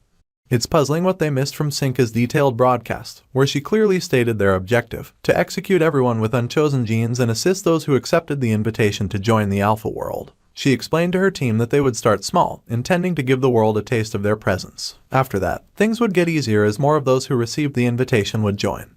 Sinka further instructed them to focus on bringing people into their world rather than on executions. She wants to gather a significant number first, believing they can eliminate those with lowly genes whenever they choose. This thought brings a wicked smile to her face. A Swede, Ho, and Juyoung are still rampaging, even though everyone within their range has already been fried. Mors stops them, noting they've warmed up enough and should proceed with the missions assigned by Eve. The two agree, but the fox girl is still eager to cause more destruction. However, the green-haired one isn't planning to take orders, making it clear that he'll do as he pleases. He believes that by continuing to destroy this place, those who receive the invitations will eventually surface. Mors yells at him, accusing him of acting out of line and questioning whether he's going to ignore Eve's orders. He remains unfazed, retorting with a challenge, asking what she'll do if he does ignore them. Meanwhile, the special-type villain summons a three-legged demon crow and hops onto it, telling his colleagues that a Swede won't listen regardless, so they should just fulfill their mission. Mors grits her teeth in anger, while Ho shows interest in riding the demonic crow. She warns him that once they're done here, she's going to report everything to Eve, so he should be prepared. However, this doesn't faze the ability stealer, who tells her to do whatever she wants.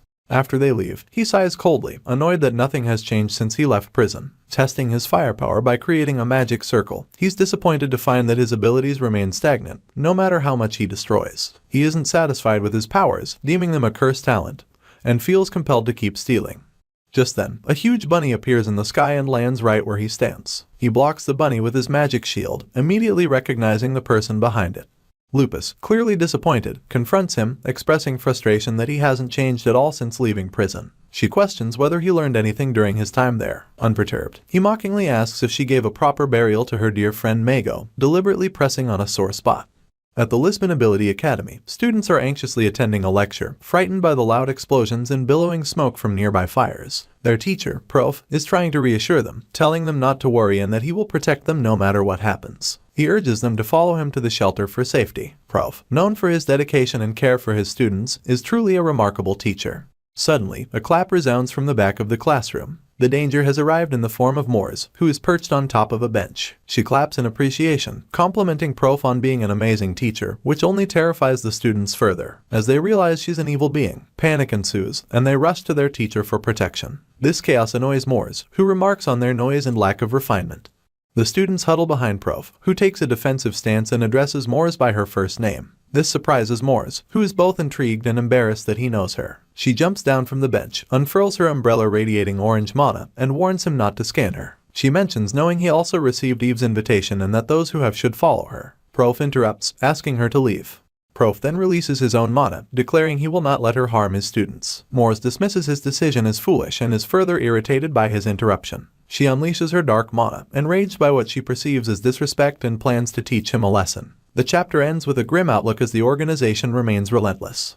The next chapter introduces the Ability Academy, established after the meal and mail incident. Founded by Rayasa and Mago, the Academy was created to educate children with abilities, helping them integrate into society and control their powers, a crucial need following the chaos caused by the two siblings.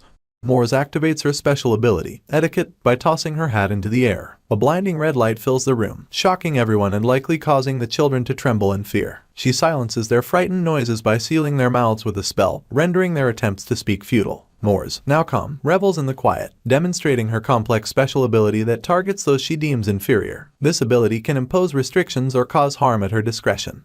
She warns the students not to try anything foolish, threatening to kill them if they do. Behind her, large, reptilian eyes loom, giving her a monstrous appearance. She then asks the three children who received invitations to step forward. Two girls and a boy emerge, walking through the menacing gaze of the eyes. The double ponytail girl reviews a paper in her hand, noting that all the students are special types, which have many uses. She informs them that 3 of them will be assisting the Queen in creating the new world. She then removes the seals from their mouths, demanding an answer from them. Once they can speak, the boy asks if she is referring to the person who appeared on TV, to which she confirms that the Queen is indeed that person. Moors boasts about the Queen, describing her as an absolute beauty with a perfect vision. However, she is interrupted by the boy, who clearly states his refusal to join them. This refusal alarms both Moors and the reptilian eyes surrounding her. The boy explains that Moors said she wanted to kill everyone without abilities, and he knows many such children who are innocent. He is unwilling to harm them.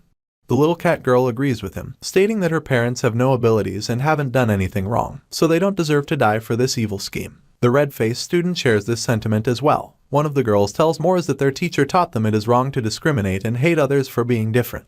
Additionally, he taught them that using abilities to enforce one's will is evil, so she, too, is a bad person and should leave. Moors asks them again if they are certain they do not want to join, and they firmly respond that they will not. Enraged, she commands them to die, and a stop sign appears on the ground beneath them. A golden butterfly-shaped mark appears on their necks, but the attack is nullified by Prof, whose mana flows around the room. The effort takes a toll on him, causing blood to seep from his mouth. Known as Bodyguard, Prof's ability absorbs the impact of attacks from special-type users, a remarkable defensive power. Moors is impressed by this ability and realizes why Sinka decided to send him an invitation. Recognizing the value of such a talent, she decides to spare him, as killing him would be a waste. Prof informs Moors that they know all about her, especially her past. She interrupts him, stating that discussing a lady's past is impolite and speculates that Tommy must have revealed it. She clarifies that she is here on the Queen's behalf to select individuals for the Alpha World and politely requests that he hand over the children to spare his own life. Prof, now furious, refuses to comply and vows to protect the children even at the cost of his own life. This surprises Moors, who questions if his own child is among them. He responds that he has no such child, which shocks her further. His heartfelt response brings tears to the eyes of many. He is their teacher. Back at headquarters, a briefing reveals Prof's past. As a member of the Hero Association, Prof is a teacher at the Ability Academy. Despite his strong defensive powers capable of withstanding attacks from B3 or B4 level criminals, he was always ranked as a 5th-tier hero because the chairman of the Hero Association, Utariti, did not want any non-destructive heroes on the front lines. However, when Rayasa became the new chairman, she invited Prof to become a teacher at the academy. Initially, Prof wondered if he was being demoted from his hero status, but Rayasa reassured him that he would remain both a teacher and a hero. Moors realizes that she cannot use force to persuade Prof, so she decides to leverage his position as the student's teacher to convince them. Meanwhile, Prof reflects on the changing world where abilities and wars have led to societal collapse. He emphasizes that heroes have made many sacrifices to stabilize society. Moors, confused by this speech, asks how it relates to her offer. Prof explains that he is concerned about the delusional plans of the crazy woman, which could plunge society back into chaos. Mors is offended by his comments about the queen and warns him not to insult her. She accuses him of avoiding a direct refusal, but asserts that she does not care if society collapses again. Prof insists that she should care, as a societal collapse would result in more suffering for children like those in the academy. This enraged Mors, causing her to question what he knows about her, but Prof remains unfazed, stating they know everything about her. In response, Mors summons her fiery mana and opens her umbrella, which releases hundreds of spikes that pin everyone to the ground. She accuses Prof of speaking nonsense and warns him that her patience is wearing thin. The students, in pain from the spikes, cry out for help. Prof tries to mitigate the damage to the students but is unable to stop Mors, who declares that they will all die. Just as she finishes her threat, a boot slams onto her head, forcing her skull into the ground. Seo Gangu arrives, heroically intervening to save the academy's students. His powerful entry shatters the classroom floor and overpowers Mors' evil mana with his red threads of energy. Gangu addresses Mors as a B3 criminal and demands she call the queen, the so-called Eve of the Alpha world. The scene ends with Gangu's resolve to not spare any of the criminals, starting with their queen if she appears. And right after, the next begins with Mors struggling beneath Gangu's immense pressure. She questions who he is calling a crazy bitch and confirms if those words were meant for her queen. Gangu mockingly confirms that he includes her in that insult. Enraged, Mors calls Gangu an impudent bastard, but she is powerless against him. She launches her first attack by creating a stop sign magic on the ground, which shackles Gangu with chains, cuffs, and a choker. She constructs a guillotine to punish him, but Gangu swiftly destroys the entire structure with his mana straps. After breaking free from his restraints, Seo Gangu delivers a powerful punch to Mors, obliterating her facial structure with the force. He instructs Prof to evacuate the children, but the teacher is unable to move due to the lingering effects of Mors' ability. Gangu delivers another punch, this time to Mors' gut, causing her to cough up blood. This action dispels the ability affecting the students, allowing them to escape.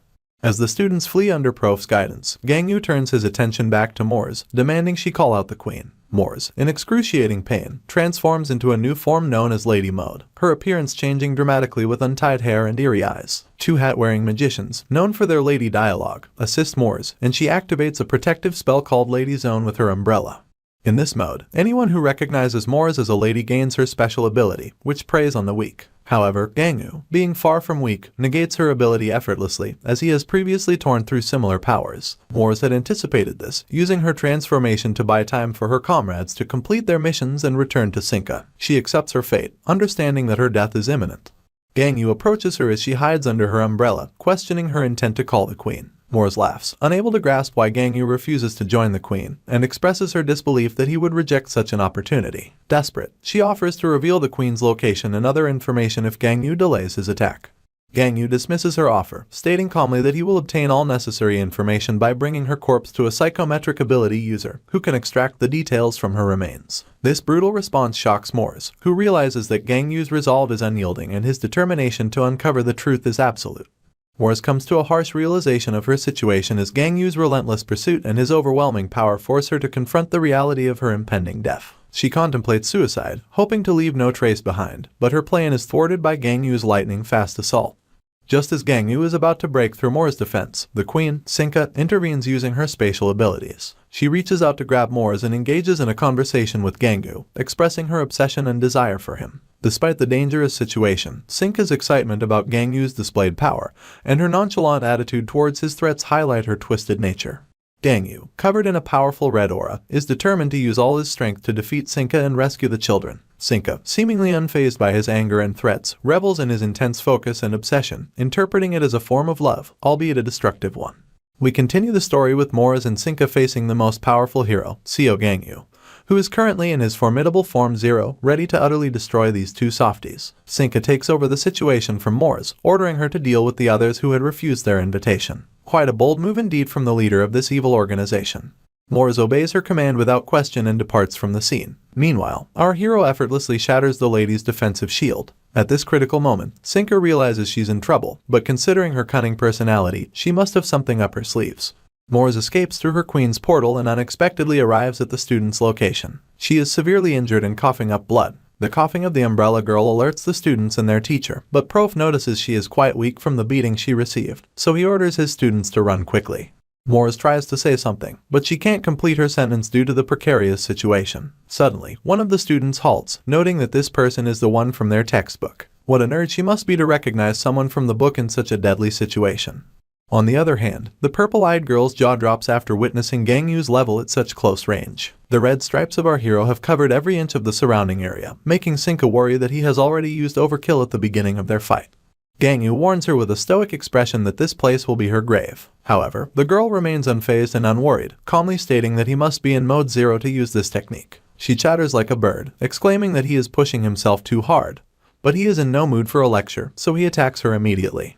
In the next moment, the red blade pierces through his own body, as she had used a teleportation technique to dodge the attack, which ultimately resulted in Gangyu stabbing himself with his own ability. But it was futile, considering his ability doesn't work on himself. The red threads heal his body immediately, and he stands unscathed with a deadly serious face. At this moment, she summons her special assistants, Canis and Gato, who emerge from the ground like shadows rising from the ashes. They are wearing leashes this time. I wonder what kind of BDSM relationship they have. The duo instantly become worried upon finding themselves in the overkill, inquiring of Miss Sinka about their situation. Canis thinks they shouldn't have emerged, which makes their boss laugh, and she asks if this situation is too difficult for them to deal with. Canis advises her that they should focus on buying time instead of killing him, as he is using his ultimate technique from the very beginning, so they have no chance to withstand it. She believes that it's impossible for them to escape from this. After processing the whole situation, Sinka decides that they should run away from here, but I don't think our boy is going to allow that. It's not every day that Gangyu gets the opportunity to fry a sexy chicken with a side course too. She tries to open up her portal, but her ability doesn't work, and the portal fails to open. A twist in the tale. This completely baffles the evil trio, and they are as shocked as anyone. It looks like our hero has a secret move of his own to battle Sinka this time. Although it wasn't planned, as she got herself involved in this. One can't give credit to our boy for coming up with this plan. He's bursting with mana, reminding her that he told her earlier that this place would be her grave. This is not overkill, rather, it is a dark heaven prison. It looks like the protagonist used his time to level up too. A new space is created through Gangyu's special ability, and once someone enters this place, they cannot leave it. Before, Sinka was outside when Seo Gangyu fought Huang Sunhyun, so she could use her ability in that case to extract the little boy from the inside. However, this time it's different, and now she is inside Gangyu's space, so she can no longer get out. This is the first time we've ever seen this cutie being so depressed. She is wondering what kind of ridiculous ability this is. Anyway, it's time for some action, as Gangyu prepares to unleash his mana-embodied fist at her. She uses her shield again to protect herself, but it gets shattered immediately before the punch even touches it. Gato is shitting his pants right now, worrying about her queen. Sinka's pets request her to release their leashes, but their master informs them that she promised Sunhyun that he will be the one to kill Gangyu after he becomes an adult. However, Gato believes that they can't get out of this place alive unless they kill him. This makes her realize that they need to kill Gangyu, breaking her promise to Sunhyun, as she believes that he will understand her position. Time will tell if that little maniac is going to spare her or not. The moment they go to remove the leashes, something weird starts to happen. Her pets start to growl loudly, looking up at the top of the dark heaven prison. Sinka notices the presence of something as well, and now all of them are looking at the roof of this space. Even Gangyu is looking up, clueless about the weird phenomenon happening. Suddenly, a voice is heard from the side, stating the meaning of unrivaled in the world. Everyone is shocked to see the presence of some mysterious figure in this space.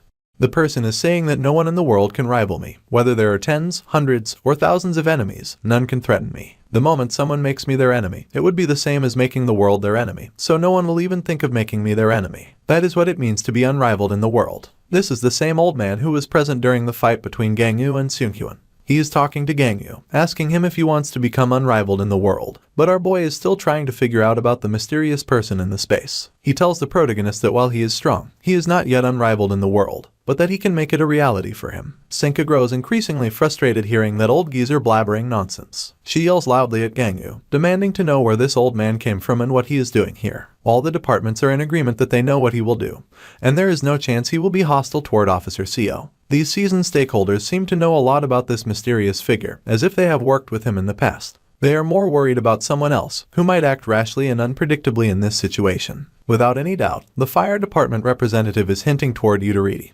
who is currently not present at this meeting, and they fear he might already be on his way to deal with this situation. In the meantime, Mors is still trailing the kids and the professor who declined the invitation to the new world. She laughs hysterically upon discovering that she is featured in a textbook, wondering why in the world some random textbook would have information about her. She finds it utterly ridiculous and is quite upset at this revelation. Prof tells her that it's not just about her. All the prisoners in Ruculus prison have been documented in it. This innocent ex-hero believes that telling her this will calm her down. However, this infuriates her even more as she takes it negatively, thinking they must have documented it to mock the losers. But Prof tells her that this is not the case. It was incorporated solely for the purpose of understanding all of them. A certain prison officer went to Ryasa and Meigo after hearing they were building an ability academy. This person was Seo Gangyu, who approached the heroes with a valuable suggestion. He wanted to add the subject of criminology to the academy's courses, solely for the purpose of understanding criminals and the traumas that led them to where they are. This is still not enough to calm Moors down, so she questions them about how they feel after reading about her past. She believes they must feel pity and sympathy for her. Right then, someone interrupts their conversation from behind, mocking Prof for chatting with a beast for no real reason. It is Yudariti, who is disappointed in Prof for not changing at all, even after so many years. He is really regretting giving him a second chance, thinking he should have fired him a long time ago. The soft-hearted hero is stunned to see his ex-boss standing right behind him, looking down on him. The hefty man doesn't stop, further insulting him by telling the kids that the education they have received until now is all wrong and vague.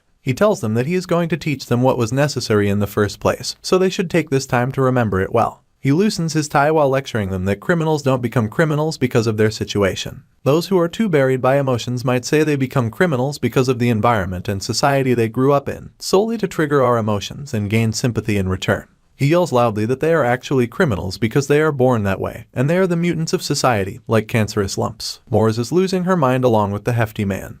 And as it stands, it is going to be a battle of egos and ideals. Yudariti folds up his sleeves, his veins overflowing with blood, as he is ready to completely remove the cancerous lumps, believing it is the only solution to cure the body. The next chapter begins with the face-off between the ex-chairman of the Hero Association and an enraged criminal. She is deeply offended at being called a cancerous lump, although she blames the present world for making her that way. But Yudariti is not ready to hear those same stories of blaming society, and tells her to shut up. He exclaims that he is already sick and repulsed by the obvious excuses she is going to make, so he warns her that he will say it one more time. Even if she had been born in another era or society, she would still have been a piece of trash like she is right now. This guy is surely good with words, as he knows very well how to get the better of his opponent verbally. Meanwhile, he is preparing himself to beat the tar out of an already injured criminal. He lands his final verbal blows by telling her she was never meant to be born. Imagine being Moors in that situation, with someone giving you a harsh reality check about your existence. She shouts at him to shut up and stop being such a jerk. Yudariti puts his left hand in his side pocket, telling her that this pain will not be anywhere close to the level of pain that her victims and their families have suffered, but he will do everything in his power to cause her as much pain as possible.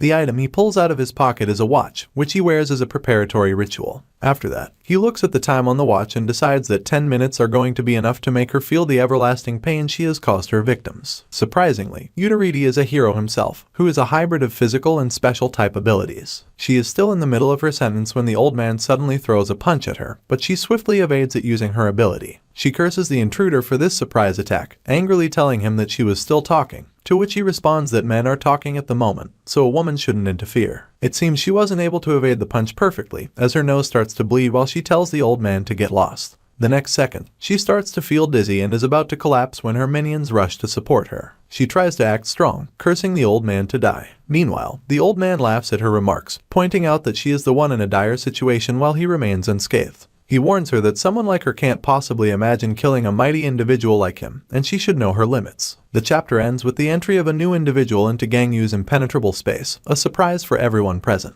The next chapter begins with a fierce battle between Sinka, the Eve of the New World, and the unknown old man, whose identity is yet to be revealed. Sinka is extremely enraged at this affront, as she unleashes the full extent of her attack, creating an infinite number of portals in the space around her. She is about to launch a massive, wide-scale attack on the old man, whom she considers to be almost defeated.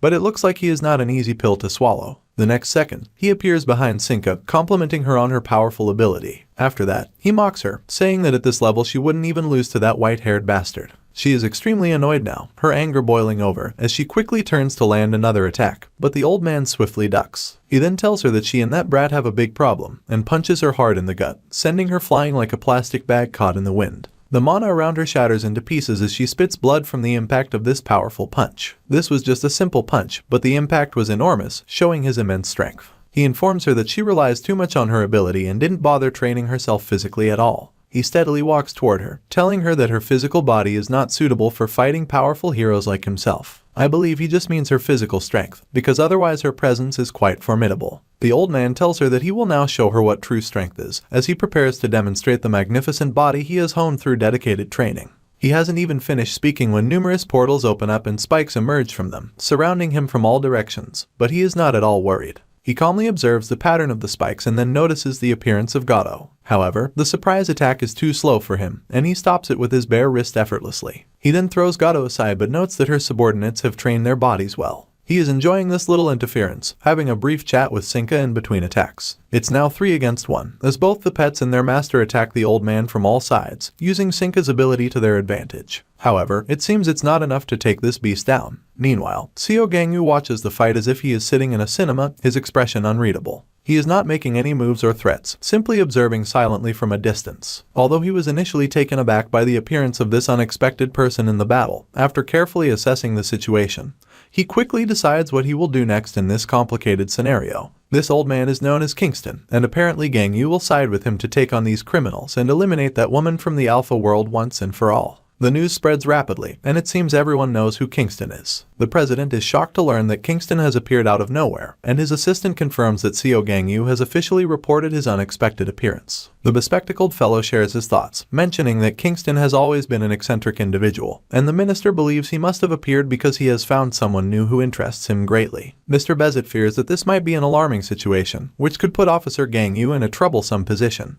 but the minister believes that it is fine and that nothing bad will happen. However, he admits he is unsure about the current strength of the old man, considering they haven't seen him in action for a long time. Moores brings out her special umbrella as well, calling for him to bring it on and confront her with his full power. She might be severely injured, but her determination is commendable. Uteridi appreciates that too, but not in the way we expected, as he smashes a heavy punch into her gut the very next second, right at the spot where she already had a wound. The force of the punch makes her vomit blood, and she surely loses some ground against this ferocious man. She calls him a scumbag while unlocking her ability, but she is too slow. The old geezer smashes another colossal punch into her belly, causing her body to bend like a bow. Moore's ability disappears, and at the moment of contact, Mr. Fatty uses his special ability called acceleration. This ability increases the speed of his punches by 100 times, and he has literally turned the cutie's body into a punching bag. Every inch of her body bears the impact of these punches. This is truly a display of next-level strength from the old geezer. Following those punches, he grabs her dented head with both hands and bulldozes his left knee into her face, destroying her facial bones as well as all the teeth in her mouth. Blood and teeth are flying everywhere. Moore's face is still pressed against Uteridi's knee when he asks her if she is in pain, adding that Tommy treated her very nicely in that prison. Imagine being thrashed by an old man both physically and mentally. Upon hearing those words, she shrieks at him with all her remaining strength, and in the meantime, she has drawn a magic circle on the ground.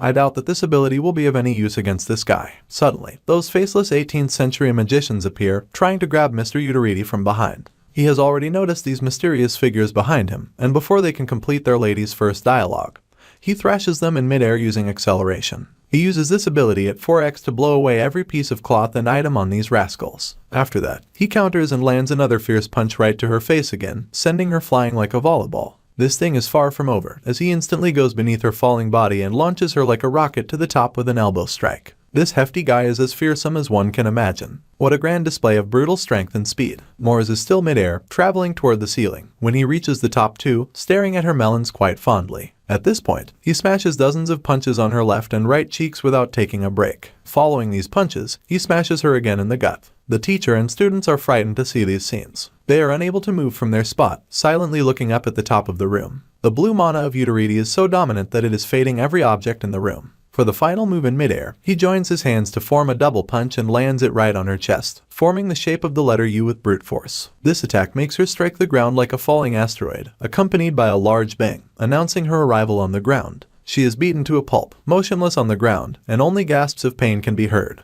Uteridi is standing over her, looking down at her. Upon seeing her miserable condition, he states that she looks like she's in a lot of pain, and that is the kind of face that suits her best, completely messed up. This guy is a complete maniac, even though he has completely won. His hatred against these criminals doesn't let him stop. There is no more competition left between them, but he still kicks her and drives his boot into her gut. This is the spot where she is already vulnerable, and he presses down on it as if squeezing juice out of an orange. He looks into her eyes, reminding her that the victims she has hurt and their families have suffered worse pain than this, and that too several times. The cries of pain coming from her mouth are enough to satisfy this hefty man, and he doesn't want to stop himself. He looks at his watch and notices that there are still 3 more minutes left in his world of punishment. This is the moment the girl realizes that he has the ability to control time, to which he responds that she got it right. The ex-chairman enlightens her about his ability, telling her that he can control the flow of time for himself and for any item or living being that comes into contact with him. Damn, what a fearful ability to possess. No wonder he was so full of himself while threatening everyone around. After telling her that, he climbs over her and bends down to grab her face with his palm. This time he is planning on slowing down time for her, meaning that the last 3 minutes can be manipulated and stretched out as much as he wants. He stares at her as if he is looking into her soul, ordering her to feel this excruciating pain slowly and then die. He surely hates these criminals from the core of his heart because, for him, they are the cancerous lumps of society that need to be eradicated from this world. The next chapter begins with the frightened professor and his students, who are shaken to the core by the scenes unfolding before their eyes. They never thought they would witness such insanity so early in their careers. Only a little time has passed since the beginning of this chaos, but only Moores has an idea of how long it has truly lasted. For Moores, this trouble has lasted for almost an eternity, and it still hasn't stopped. Finally, Uteridi removes his hands from her bloody face, and she takes a huge gasp of breath, as if inhaling all the oxygen in the air. On the other hand, the hefty man is still not satisfied and feels remorseful that he couldn't make it last even longer. Uteridi's very being craves more action at the moment, but it looks like the time span is over. Suddenly, the beaten woman starts laughing like a maniac. She must have lost her mind after enduring such a level of beating. This eerie laugh diverts the attention of the former chairman, who looks at her disdainfully, asking the reason behind her silly laugh. This maniacal behavior has definitely made the old fellow a bit uneasy. It looks like she still has some kind of card up her sleeve. Uteridi is unable to suppress his curiosity, so he instantly grabs her shirt to question her, inquiring if she has gone crazy from the fear of dying. She shrieks loudly and coughs up blood to clear her mouth. After that, she tells him that she's not going to lie by saying she's not afraid of dying, but that is far from the real reason behind her laugh. She elaborates that she hadn't thought she would complete her mission in this way, but she's glad that it ended this way. Upon hearing that, Uteridi becomes a bit shocked, although he's still unsure about what she's saying. So, he confirms with her what she means by all of this. The girl reveals that if she dies here, then everyone who has been affected by her ability will go down to hell with her too. This is the final move of a special type of ability user, and the special attack is known as sacrifice. This revelation shocks Prof, and he can't believe what he has just heard. As soon as Uteridi hears that, he looks back with dilated pupils, as if he has seen a ghost. Meanwhile, in the special enclosed space of Gangyu, the famous hero known as Kingston is showing off his antics in what feels like a pure action, thrilling genre movie. Kingston is moving his hands like an old friend of Kung Fu Panda. He is single-handedly taking on the pets of Sinka, who are launching attacks on him from both sides. However, it doesn't matter to the old hero, as he is still smashing them all around. It looks like they are a piece of cake for him, even if they multiply by tenfold. Every inch of their bodies is marked with the pits created from the power-packed punches of Kingston. Gato tries to improvise, adjusting a few gears to launch an attack on Kingston, but she is way too slow. He swiftly knocks her out by smashing his fist sideways into her head. The side punch creates such an impact that she is driven into the ground, her face buried deep in the rubble. The muscular man calls out his partner's name in frustration, urgently telling her to release the leash as quickly as possible. However, his frustration is short-lived because Kingston lands a perfect punch right to his face, pinning him down on the ground. At this moment, the old geezer looks like an angel of death to these upstarts of the new world. He stares down at them with cold eyes, calling them arrogant fools. He asks them if they really think they are strong enough to have limits placed on them. Damn, this guy is defeating them in every way possible, both verbally and physically. Kingston believes they have grown quite complacent and forgotten their place in the world, so he intends to turn up the heat to teach them a lesson they will never forget. Having said that, he assumes a confident stance and, in the very next second, moves through them like a snake. A trail of blood traces his swift movement, which instantly takes their arms. Oh boy, this old geezer has severed their arms in the blink of an eye. They are unable to comprehend what just happened. All they can see are their arms flying through the air, gushes of blood still mid-flight. A moment later, both of them shout in unimaginable pain, and the old hero tells them they can heal by using the special skills of someone who can put them back together. Sinka, their Eve, is shivering with fear, cursing the old man and wondering who in the world this geezer is, who has single-handedly taken down her pets. Eve is about to unleash a surprise attack on Kingston, but her plan is thwarted by our protagonist. Gangyu punches her in the gut with full power, making her cough up blood as she falls several feet from her original position. Sinka is unable to put up a fight against these powerful heroes and punches the ground in frustration, as if regretting her decision to come to the rescue. Well, there is no time for such regret, because our hero is filled with all the anger in the world, and I bet he is not going to give her even a fraction of a second to relax. Just as we expected, Gangyu is coming toward her at lightning speed. She immediately activates her powers, warning him to stay away and not to come any closer. I have never heard such a polite threat in my life. Gangyu completely ignores her warning as he breaks through her power shield and smashes his left foot, imbued with mana, right into her chest. She gasps in pain and falls down, while Gangyu stands over her, ready to make her regret all her life decisions. Sinka finally regains her senses and desperately begs our hero to spare her life and reconsider. But she receives another powerful blow right to her gut, causing her to lose consciousness once again. Following that, our hero lands multiple blows in rapid succession, and now it's time for the endgame. Seo Gangyu is in the zone, red auras erupting from his body like flames. Her followers are calling out her name in desperation.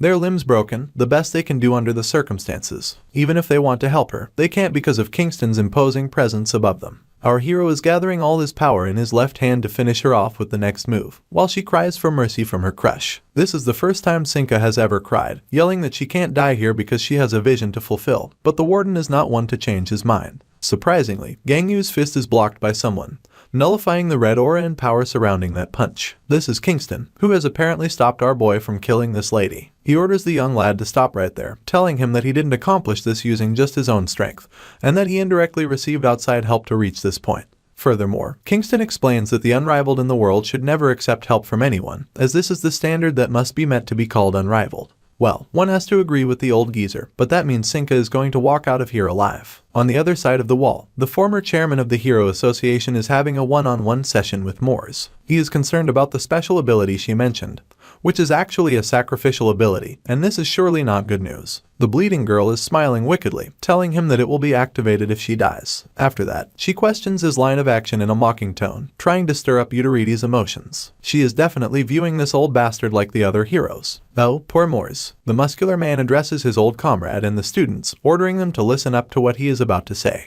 He looks at them, expressing his condolences in advance to everyone, which shocks Mr. Prof. The teacher doesn't want to believe what he has just heard, but it doesn't matter. The very next second, Mr. Yudaridi pierces his hand through the enemy's body, ultimately shutting off her mind. The old fellow has the heart of a stone, as he is ready to sacrifice his future heroes anyway. However, there is still something on the mind of the former chairman, as he hints that he is going to get her treated, making her release her ability, which will help them all survive. But if they lose her in the midst of trying to save her, then millions of people will lose their lives again. I have no idea how one is supposed to react to this approach. He stands up and tells the professor that it is right for him to kill her here and sacrifice all of them. He believes that in order to treat the cancer, it is inevitable for the normal cells to take some damage too. The old bastard preaches his theory loudly that the sacrifice is needed for the greater good, and he is going to take this approach. He bids farewell to all of them and offers his gratitude for their service and sacrifice. The next chapter begins with ominous mana starting to erupt from Moore's body. These visuals make Yudaridi glad, as he is happy that she can only use this kind of ominous energy when she dies. He believes that it would have been more dangerous if she could use it while being alive. Having said that, he takes his leave from there, wishing the others good luck in advance. This guy is so annoying because he is trolling Prof even at the end, stating that he might not need that luck, as he has the ability of high endurance after all, and he must be really sick of surviving all these years. Morris has turned into a divine entity, ready to take all of them to the afterlife together. She handcuffs all of them, but their guardian is not going to let it happen that easily, as he pacifies them by saying that he is going to protect them. The lady of the afterlife is surprised to hear such an ambitious comment from the teacher, as she questions what he means by that,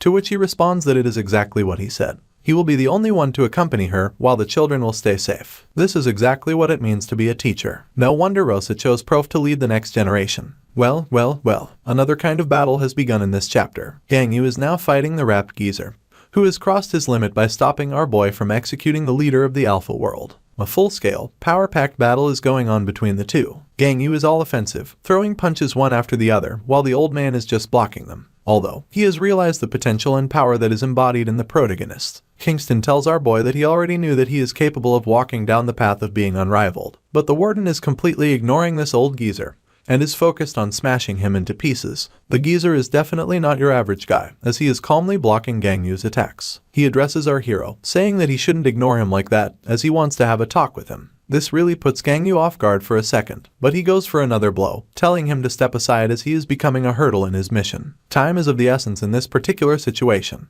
It looks like Kingston is not going to follow Gangyu's command, as he clenches his fist and tells him that he understands how he must feel, but that in order to resolve any situation, one mustn't get too emotional. While lecturing him, Kingston decides to heat up the battle too, as he also launches a punch at Gangyu, but our boy dodges it perfectly, having already seen it coming. However, the power behind this mere punch is insane, as it destroys the roof of Gangyu's prison realm, which was impossible as far as we knew. A huge hole is created in the space, and a clear sky can be seen greeting all of them. After destroying the space, he offers Sinka a chance to get out of here, as this might be her only opportunity. The leader of the Alpha world is speechless and powerless at the moment, and she has learned her lesson that she is no match for these guys. She makes a wise decision and leaves instantly with her pets. They are really dejected to taste this defeat. After they leave, the only two people present in the realm are Gangu and Kingston. The old geezer tells him that now they can have a really good conversation in private. However, the protagonist ignores his call again and lashes out at him with full power. For the time being, it looks like Kingston doesn't want to engage in a fight. But he makes up his mind too, as he feels like it is not a bad idea to involve their bodies in this conversation as well. Meanwhile, Morris and Prof are having a conversation in which Prof is telling her that things are exactly like Uteridi said, and the only thing he is good at is defending. He tells her that he never liked his ability in the beginning. But after having a detailed conversation with Rayasa, he realized that his ability is absolutely needed for society. He is ready to bring out as much mana from his ability as possible and will take on as much damage as he can on behalf of the children. Prof's body is glowing with mana and is even covering the children to take their share of pain as well. The students are crying after knowing the intention of their teacher, who is willing to sacrifice himself for their sake. This sacrificial intent has really caught Morris off guard, as she questions the reason behind this motive, and why he is going so far to do that for his students, to which he responds that he has already told her that he is their teacher and, as a teacher, he is responsible for them. It clearly shows the upbringing of Morris because she is completely unaware of this kind of attitude from a teacher. In a confused state, she further asks what all of this has to do with only him dying alone. Prof is very calm at the moment, and he profoundly answers that both of them might not be able to understand each other because they have lived in completely different worlds with different ideals and teachings. Furthermore, he clearly tells her that the difference is that she was raised by bad adults and, as a result, grew up as a killing machine. This last line infuriates her, and she tells him to shut up. Nevertheless, Prof is not stopping and wants to convey his true feelings in this scenario. He tells her that she had no choice in this life and was controlled like a puppet for the sake of these evil beings. Moreover, she strayed and walked the wrong path for the sake of a bad future that someone else wanted. Morris is clearly losing her mind now, yelling shut up again and again. She doesn't want to accept reality. Well, our blonde teacher is just like your average stubborn teacher who keeps on going. Prof is doing exactly the same, as he informs her clearly that he is not going to shut up at all, and he will be correcting all the wrong things she has learned so far in the afterlife because they are going to spend a lot of time together. Morris is growing sick of this lecture, cursing him over and over again, but it doesn't have any effect on the teacher. He now switches the conversation a bit, telling her that the job of a teacher is to devote their life to the children's future, and so ever since he was selected to become a teacher in the Ability Academy, he was prepared to sacrifice himself for the sake of his children. The students are now hurting to hear such comments from their beloved teacher, and they clearly don't want their guardian to suffer this much on their behalf. They try to stop him from doing it, but he assures them that it is going to be fine. He gives them a big smile, stating that he hopes all of them will become good adults because they represent the future. The future of the Hero Association and humanity, the next generation of heroes. This mention of the future takes Morris on a nostalgic journey through his dark past. Well, nostalgia is an inevitable thing. She remembers the time when she was a little kid, admitted to the school, and her first teacher was Taelum, the person who was going to guide all of them. I'm not sure if she was a teacher or a busty witch at this moment because her features are quite striking. She greets them with her big, bright red eyes, telling them that all of them are going to be the future. These words definitely resounded in her ears, and she clearly remembers them in the back of her mind. At that time, Morris was just a 12-year-old with a troubled past, and the first thing Miss Taelum asked them was if they were prepared to sacrifice their lives for her, a complete opposite of what Prof stands for. Moving ahead with the story in the orphanage, Taelum would select children who had abilities and admit them into a school that she built. She continued preaching her ideals by telling the children that she was going to be their teacher from then on and that she was going to become the queen of the world in the future. She also assigned roles to the kids, using them as pawns to reach her goal. The wannabe teacher openly informs the kids that they are going to take her classes in order to become her loyal soldiers in this school. Taelum's intimidating expressions are enough to scare some kids, and even her normal talks to gain the class's attention sound like threats to the students. Following that day, Morris and all the other children started taking classes regularly from Taelum over the years, which included lectures on ways to easily kill people using their special innate abilities, brainwashing classes on etiquette, and loyalty tests. She used to test their loyalty using extreme measures, including whipping them until they bled. Among the kids, Morris was the sharpest and grew the fastest in using her ability to the fullest for Taelum's ambition. As a result, she was favored by Taelum herself and became the class monitor. The authority of the class monitor allowed her to punish the other children on Taelum's behalf, so she punished all these kids in the same way, making them cry in pain. This girl followed the teachings of her teacher more than anyone else and fully adapted to them. However, she wasn't fully content with this initially, and she informed her teacher about her true feelings regarding this matter and her role as class monitor. She informed her that she didn't have any idea why it was like this, but when she punishes her classmates who are not up to standards, she starts to feel nauseous unknowingly. This makes her feel uneasy, although she is brainwashed about these standards. Taylor carefully listens to her concern about the feelings she is experiencing from this, to which she responds with an example of bugs. The witch teacher asks her if she likes bugs, to which she responds that she hates them to the core. Using that answer, the teacher tells her that normally when humans look at inferior beings, they would loathe them, which is a very normal reaction expected from someone. She puts her hand on Moore's shoulder and explains that time will make it easier for her. As time passes and her friends also start to reach the level of becoming more human, she will begin to feel fewer of those emotions. So, she advises Moores to stay focused and keep doing her best in this regard.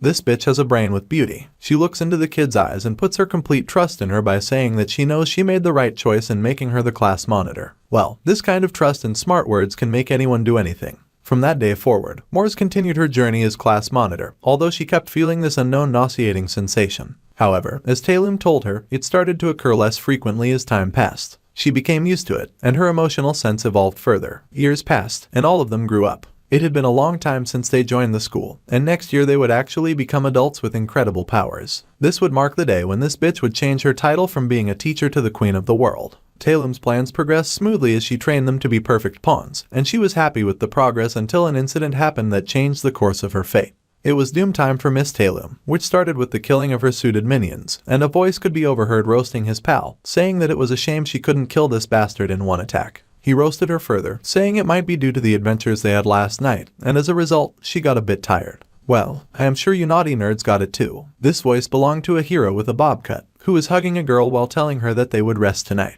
However, the girl didn't seem to have any interest in resting and responded that it would depend on how she felt at night. This duo is Clark and Hilo, who are special type ability users, and they look dangerous with their terrifying eyes. Oh boy, we are in the school, and Miss Taylor has been slain by this duo. Clark has busted one of her melons, and blood is erupting out of it like a volcano. This bobcut guy is so disappointed that this woman was so weak, and just a single punch has created a black hole in her chest. However, he can't believe it because Uteridi has specifically ordered him to be careful of this lady. So, they are the goons of Uteridi. No wonder they have this kind of attitude. Hilo believes that it might have happened because they have become too strong. That is the reason they easily killed this evil lady. Clark is having a hard time believing that, but he praises her commitment, noting that this lady built the whole school from scratch and raised children into rebels just to attain that goal, which was surely a big dream to achieve. Hilo jumps in and asks if they should head inside the school, to which Clark responds that they don't need to, as it would be pointless considering they have already killed the person they wanted to. The red-haired girl believes that they should go inside, otherwise, that fatty bastard would probably nag at them for not killing every single individual in there. Clark gets her point and decides to go in there by himself, exclaiming that he will quickly end this matter. Well, there's no way to stop a girl, so she joins him too. Clark gathers the kids in front and shows them the dead body of their teacher while announcing that this school will be closed down from now on due to wrong initiatives. The students lose their minds after seeing their dead teacher painted in the color of blood. Initially, they get startled by this scenario, but they instantly regain their senses and collectively launch an attack on these heroes. These little rebels think that they can take them on, but they instantly learn their lesson when Hilo snaps her fingers, and the sound from this snap launches them into the air like rockets. They fall on their backs at the end of the room, completely devastated. In just a single encounter, Clark and Hilo realize that she did teach them very well. Hilo questions him if it is the right decision to bring them along to the Hero Association, to which he clearly answers that in order to re-educate them so they can blend into society, a lot of money and time will be spent. Furthermore, even if they do go through that education, they will be walking killing weapons, and they are just ticking time bombs, and no one knows when they will go off. Following that, the blonde hero asks his partner if they have killed people until now, to which the lady responds that she doubts that because they have caught them before they started anything. Upon hearing that, he questions if they should have waited until they started to do something, so they had a reason to kill them right there. He is definitely not handling this situation well, deeming it a headache for them, and he has no idea how to deal with it for now, so he asks her if she has anything on her mind. Hilo puts forward his point of view that it is better to take care of them at this very second because it is more effective and convenient compared to dealing with this situation in the future. She believes that they are already brainwashed and have been living under this trauma for years now, plus they have a different sense of the world, so they will definitely become villains when they grow up.